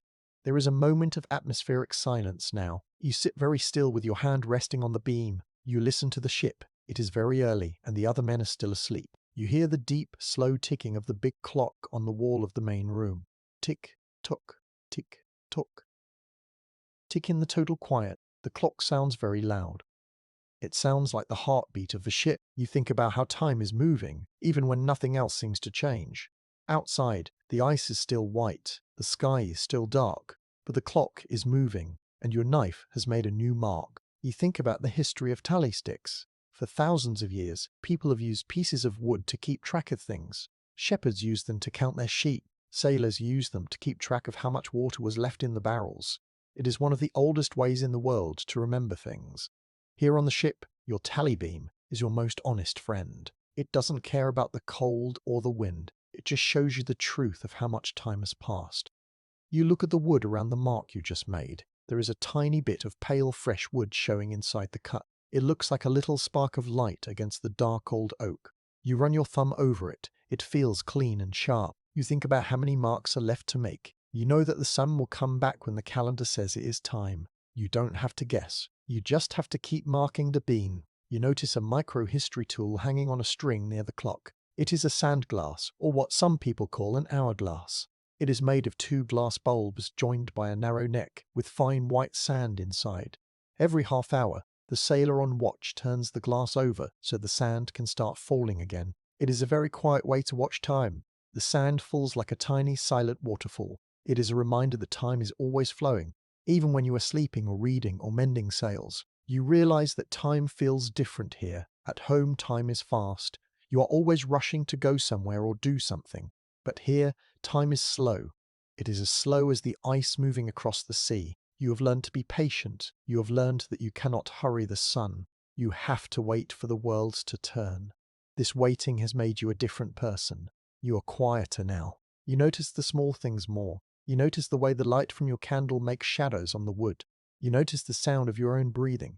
You think about the men who will come after you. Maybe one day, many years from now, another ship will find this boat. They might see your tally beam. They will see the marks you made, and they will know exactly how long you lived in the dark. They will see that you were here and that you were brave enough to keep track of the days. Your marks are a message to the future. They say, I was here, I was warm, I was alive. The air in the room is very cold, and you can see a thick cloud of your breath. It drifts past the tally beam, turning into a tiny bit of frost on the wood. You remember the scraper you used to clear the frost. Remember how you cleared the walls to keep the ship dry. You will have to do that again today. The work never really stops. But that is good. Work makes the time go faster. If you have a job to do, the marks on the beam seem to appear more quickly. You put the marking knife back into its pocket. You blow out your tiny candle, and the smell of the burnt tallow fills the small space of your bunk. You lie back down for just a few more minutes. You feel the weight of the reindeer skins. You feel the warmth of your own body. You are safe. You think about the word wait. To wait usually means you are bored. But here, Waiting is a kind of work. You are waiting as a kind of work. You are waiting with honor. You are waiting with your friends. You are waiting for the earth to tilt back toward the light. You feel a sense of peace. You have made your mark for today. You have done your duty to the time. You listen to the ship's wood creaking. It is a friendly sound. It is the sound of the oak holding its shape against the ice. You are like the oak. You are holding your shape against the dark. You are staying strong and steady. You are the guardian of the days. You are the one who keeps the count. You imagine the sun, far away, below the edge of the world. It is there, even if you can't see it. It is shining on the green fields of England and the blue waves of the southern sea. It is moving toward you, slowly but surely. Every mark you make on the beam is a step closer to that first golden ray of light. You feel a spark of hope in your chest. The winter is long, but it is not forever. The ship's bell rings. Clang, clang, clang. It is the signal that the day has officially begun. You hear the other men starting to move. You hear the rustle of the straw mattresses and the soft thud of boots hitting the floor. The night shift of the sleeping hours is over, and the waking hours are here. You feel ready. You have marked your beam, and you are ready to face whatever the dark day brings. You climb out of your bunk. Your feet hit the floor, and you feel the solid wood. You look at the tally beam one last time before you walk away. The new mark is there, a tiny white line in the dark wood. It is a small victory. It is a sign that you are still here and you are still moving forward. You take a deep breath of the cold air and feel the strength in your bones. You are a sailor of the frozen sea, and you know how to wait. You know how to keep the time. You walk toward the stove, ready for your tea and your work, carrying the secret of the days in your heart. You wake up slowly. The air in your bunk is very cold, but the reindeer skins have kept your body warm through the night. You stay still for a moment, listening to the deep, heavy silence of the ship. There is no wind today. There is no sound of shifting ice. It is a morning of perfect quiet. You look at the wooden wall right next to your face. In the dim light of the single lamp at the end of the hallway, the wood looks like it has been transformed. It is no longer the dark brown oak of a ship. It is covered in a thick, sparkling layer of white frost. Remember when you used the scraper to clear the walls? That was many days ago. But the frost is a persistent guest. It always comes back. In the world of the night shift, the frost is like a white forest that grows while you sleep. You reach out a finger and gently touch the edge of a frost crystal. It is incredibly soft. It feels like a tiny piece of cold velvet. As soon as your warm-fingered it touches it, the crystal vanishes, turning back into a tiny drop of water. You look closer at the patterns. They are very pretty. Some look like the feathers of a giant white bird. Others look like the leaves of a fern you might see in a garden back home. There are tiny stars and long thin needles of ice that reach out across the dark grain of the wood. It is a microhistory detail of life in the Arctic that every sailor knows. These patterns are called hoarfrost. They happen because the air inside the ship is full of the breath and the steam from 20 men. When that warm, wet air hits the freezing cold wood of the ship's sides, it turns straight into ice. It does not turn into water first. It goes from breath to crystal in a single second. A simple historical fact about these ships is that the walls were a battleground between the heat and the cold. The wood of the ship is very thick, but the ice outside is even thicker and much colder. The cold from the sea travels through the oak and the teak until the inside of the wall is just as freezing as the outside. Even when the Bogie stove is glowing and the room feels warm to your skin, the wood of the walls stays like a block of ice. This is why the frost grows so well. The ship is like a giant refrigerator, and you are living inside it. You sit up in your bunk, keeping your blankets wrapped tightly around your shoulders. You reach for your small tallow candle and light it with a match. The flame is a tiny, dancing orange dot. You hold the candle near the wall, the light catches the frost, and the whole wall begins to sparkle. It looks like the wall is made of millions of tiny diamonds. Every crystal reflects the light, sending little flashes of gold and white into the dark corner of your bunk. It is a moment of deep beauty in a very harsh place. You realize that even the cold can make something wonderful if you look at it the right way. There is a moment of atmospheric silence now. You just sit there, watching the light dance on the ice flowers. You don't want to move. You don't want to start your chores yet. You just want to enjoy the quiet and the beauty. You think about how strange it is that your own breath has made this garden. It is like the ship is taking a part of you and turning it into art. You feel a sense of peace. The world outside is a frozen desert, but here in your bunk, you have a tiny, sparkling forest to look at. You reach for a micro-history tool that you keep on a small shelf.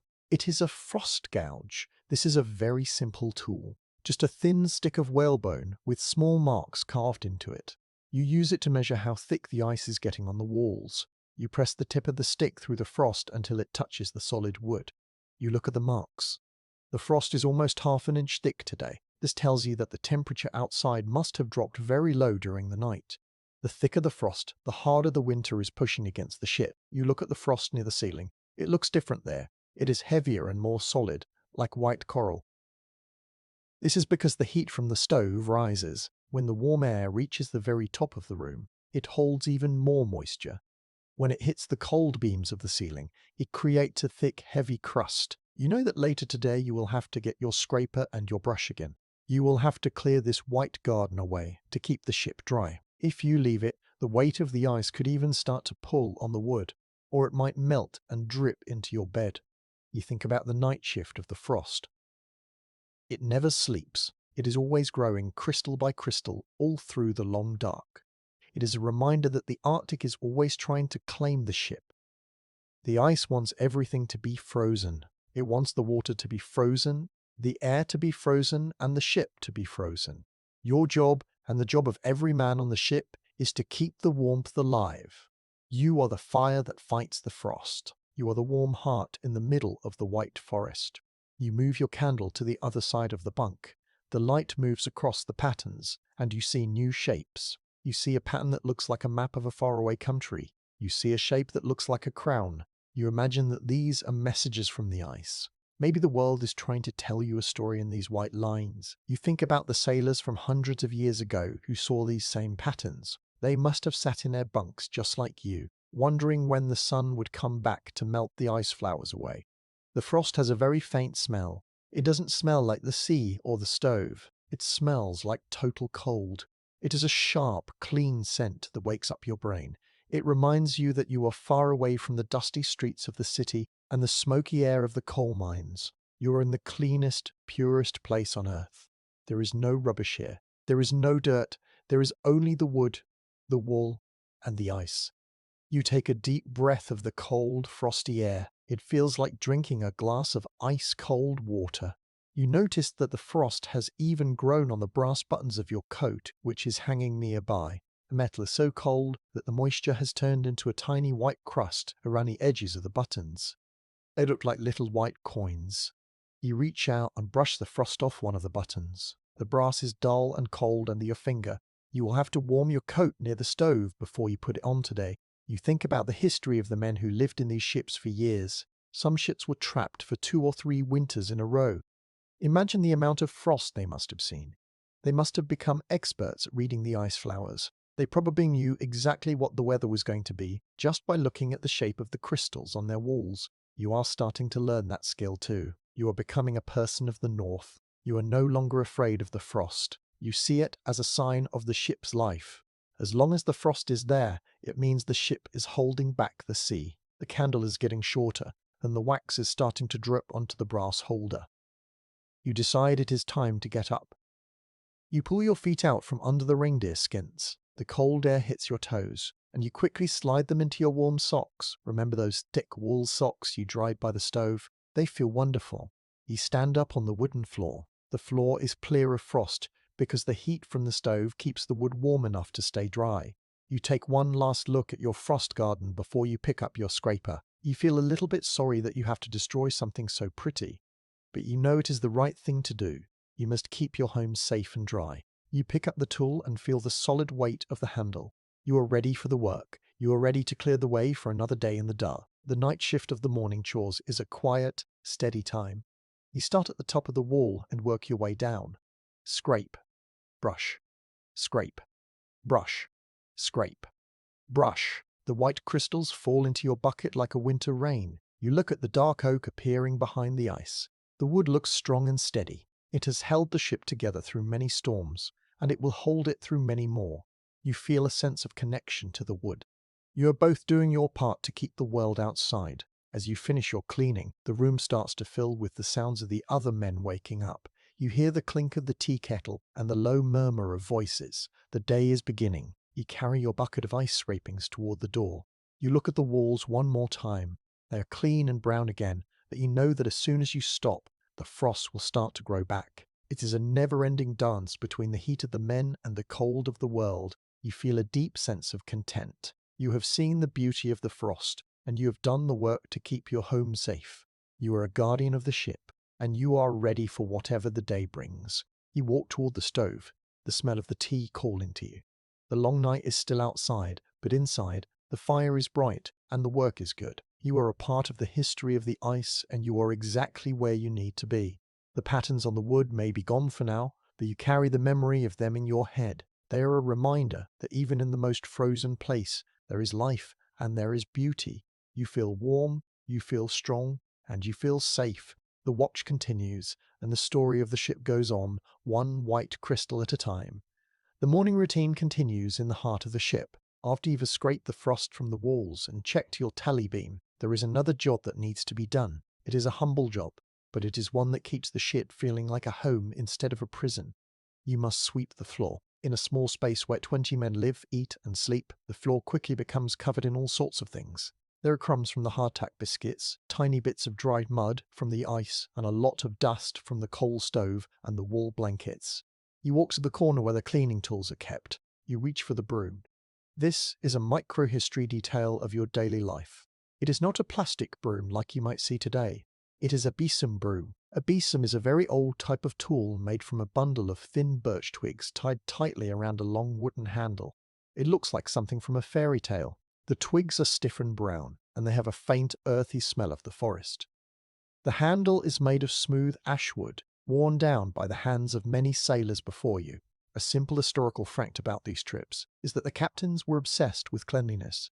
They knew that if the ship became dirty, the men would start to feel lazy and sad. Dirt also brings sickness.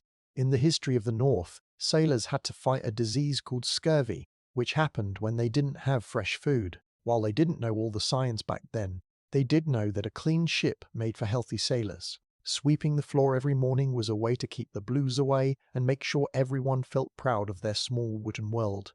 You start at the far end of the room, near the bunks. You hold the broom with both hands and begin to move it in long, slow strokes. Swish, swish, swish, swish, swish. The sound is very soft and rhythmic. It sounds like the wind blowing through dry grass. You move the broom across the wooden planks of the floor. You can feel the texture of the wood through the handle. The floor is made of thick pine boards, and they are dark from the oil of the lamps and the many feet that walk on them. As you sweep, you notice a clever trick that the cook uses to help with the dust. He takes the used tea leaves from the morning pot, the ones you drank earlier, and sprinkles them across the floor while they are still a bit damp. You move your broom over the tea leaves. The damp leaves catch the tiny bits of dust and soot from the stove, so they don't fly up into the air. It makes the sweeping much easier, and it leaves a very faint, pleasant smell of tea in the room. This is a small bit of wisdom passed down from one ship's cook to the next. There is a moment of atmospheric silence now. You are the only one working in this part of the room. You watch the small pile of dust and tea leaves grow as you move toward the center. You look at the dust, dancing in the beam of light from a nearby lamp. It looks like tiny golden stars. You think about how strange it is that even in the middle of a frozen ocean, miles away from any road or town, there is still dust. It is a reminder that as long as there are people and fires and wool, there will be the small rubbish of living. You sweep around the legs of the big wooden table. You move carefully around the Bogie stove. You don't want to kick up any ash from the fire. You see a small button that must have fallen off someone's coat. It is a white bone button with 4 small holes.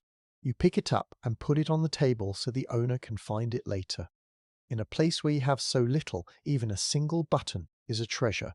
You continue your work, making sure you get into every corner and under every bench. You think about the word tidy. At home, being tidy is just something you do because you have to.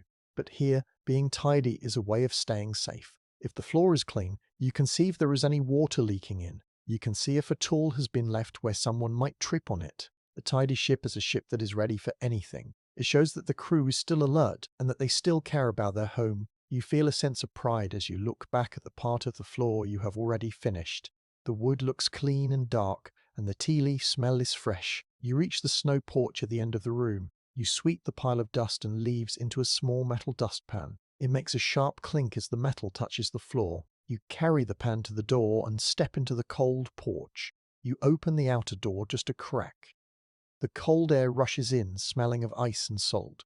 You toss the rubbish out into the snow. It disappears instantly into the white drifts.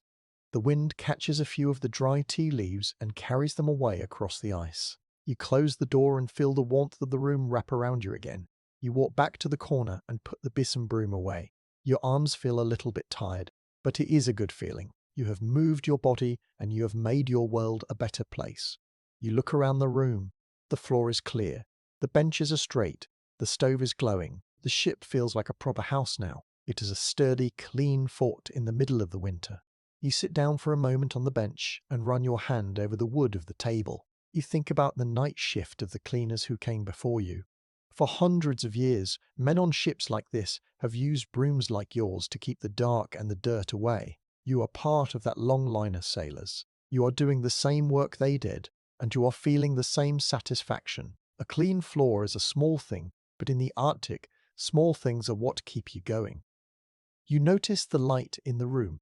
It feels a little bit different today. It is still dark, but the air feels lighter. You remember the marks you made on your tally beam this morning? The days are moving. The winter is deep, but you are keeping your home tidy and your heart ready. You feel a sense of peace. You have done your duty for the morning. You have cleared the path for your friends to walk on. The cook comes over with a fresh pot of coffee.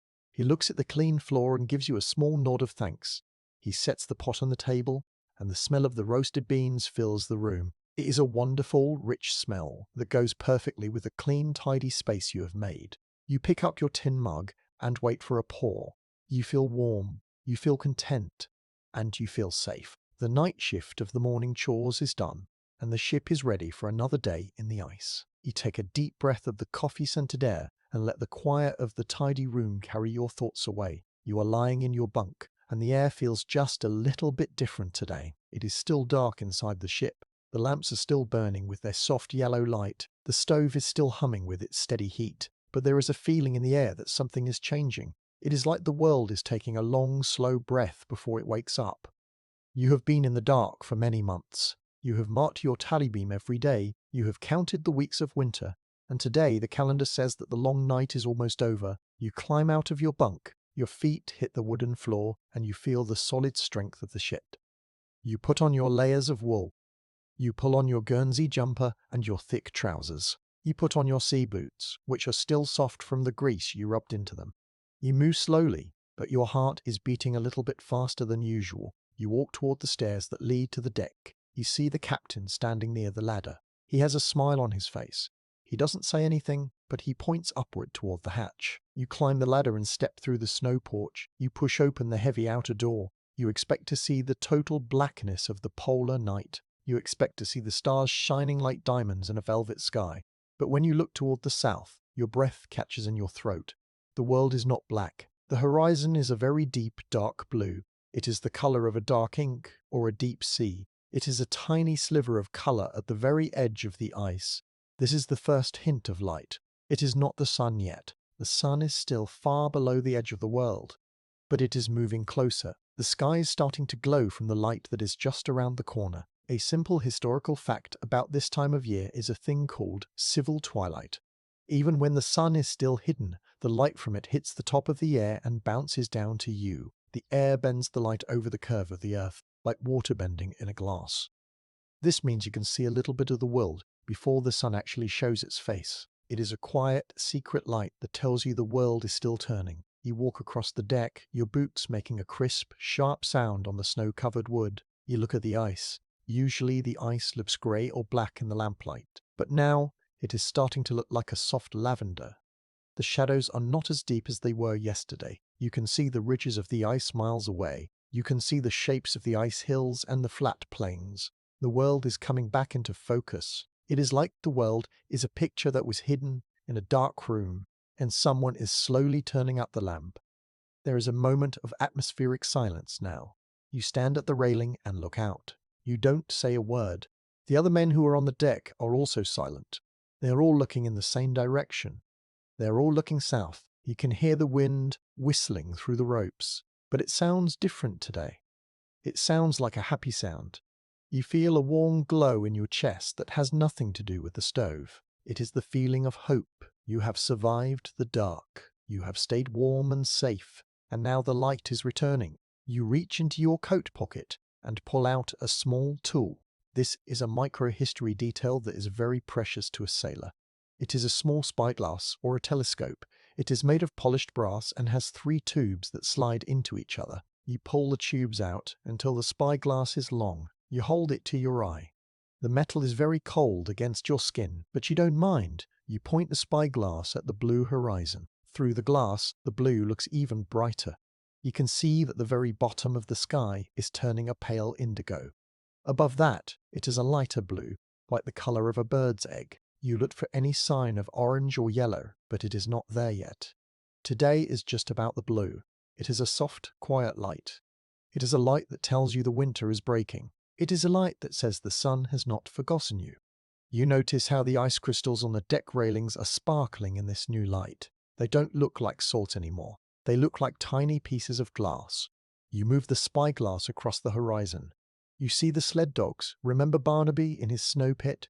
He is awake too. He is sitting on top of his snow mound looking south. His ears are pointing forward. He can feel the change too. Animals know when the light is coming.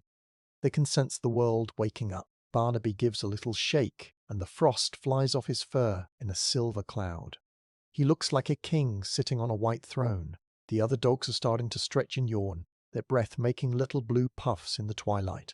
The blue light stays for about an hour. It is a very slow sunrise that doesn't quite happen. The sky gets a little bit lighter, and then it starts to fade back into the dark navy of evening. The sun is not strong enough to stay for long yet. But it doesn't matter. You have seen the blue. You have seen the proof that the world is still there. You feel a deep sense of peace. You know that tomorrow the blue will be a bit brighter. The day after that, it will stay for a little longer. And one day soon, the first golden ray will hit the top of the masts. You think about the history of the explorers who saw this light. Some of them cried when they saw the first blue sky after months of black. Some of them cheered. But mostly, they just watched in silence. They knew that this was the most important moment of the year. The blue light means that the night shift of the winter is coming to an end. It means that soon the dogs will be pulling sleds in the sunshine. It means that soon the ice will start to melt and the ship will move again. You feel a connection to those men. You are sharing the same sky they once saw. You notice how the color blue makes your skin feel. For months, your hands have looked yellow or orange in the lamplight. Now they look pale and real. The blue light feels cool on your face. It is like a fresh drink of water after a long time in a dusty room. You take a deep breath of the air. It is still freezing, but it smells different. It smells like the sky. You realize that you have missed the sky more than anything else. You have missed the feeling of a big open space above your head. You stay on the deck until the last of the blue has faded away. The stars come back out, but they don't seem as scary now. They look like old friends who are getting ready to go home. You feel a sense of accomplishment. You have lived through the longest night of your life, and you have come out the other side. You are strong. You are a survivor. You look at the dark masts of the ship, reaching up toward the North Star. The ship has been your faithful home, and it has kept its promise to keep you safe. You walk back toward the hatch, taking one last look at the southern horizon. The indigo is turning back into a deep black. The day of the blue light is over. You slide your spyglass back together and tuck it into your pocket. You feel the weight of it against your hip, a solid piece of brass that helped you see the future. You feel energized, even though it is the middle of the night. You climb down the stairs and feel the warm air of the main room wrap around you as you step into the warm center of the ship. The smell of the coal fire and the oil lamps feels like a hug. You walk back to your bunk and take off your heavy coat. You place the spyglass back on the shelf. You climb back under your reindeer skins and pull them up to your chin. You feel the heavy, comforting warmth of the fur. You close your eyes, and behind your eyelids you can still see the indigo light. You feel a deep sense of gratitude. The ship is safe, The dogs are warm, and the light is coming back. The transition from the blue light back to the yellow lamplight is a gentle one. You are used to the dark now, but the blue sky has changed everything. The dark is no longer a wall. It is just a curtain that is being pulled back. You feel a sense of peace that you haven't felt in months. You are going to be okay. The ship is going to be okay. You are a part of the history of the ice, and today you have seen a new chapter begin. You feel warm, you feel strong, and you feel ready for the morning. You listen to the sounds of the ship. The wood is creaking, the stove is humming, and the men are starting to talk about what they saw. You hear someone mention the word spring. It is a word you haven't heard in a long time. It sounds like a promise. You let out a long, slow sigh and feel the tiredness finally take hold of you. You are ready for sleep. The night shift of the first light is over, and you have seen the glory of the return. You fall into a deep, peaceful sleep, dreaming of blue skies and the warm golden sun that is waiting just over the edge of the world. The straw in your mattress crunches as you settle in. You think about the tally beam. Remember those marks you make every morning? Tomorrow, the mark you make will be special. It will be the mark of the first light. You feel a sense of joy. The polar night is a long, hard journey, but you have found your way through. You are a guardian of the warmth, and your watch is almost over. You close your eyes and let the memory of the indigo horizon carry you away into a dream of summer.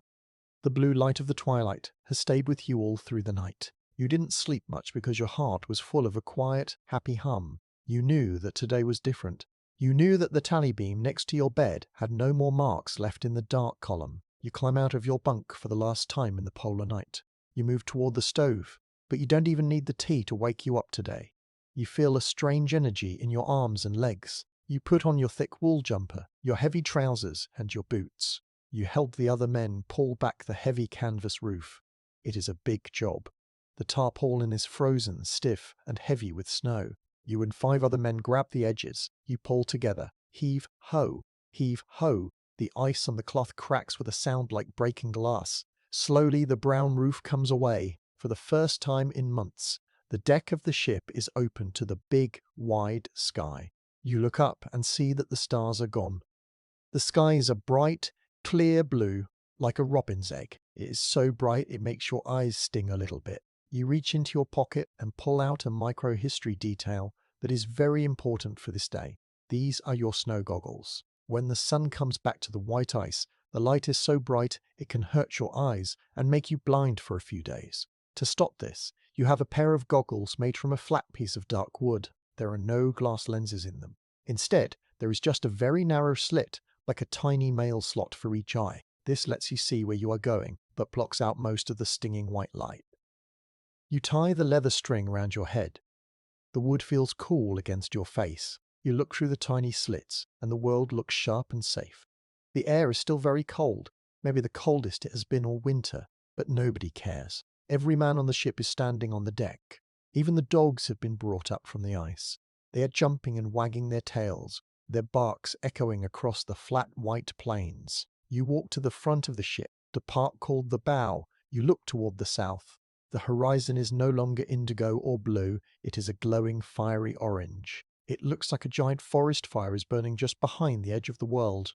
A simple historical fact about this day is that it was the biggest holiday of the year for Arctic explorers. More important than Christmas or birthdays, the return of the sun was a day for celebration. On many ships, the captain would order a double ration of sweet cocoa and a special plum pudding for dinner.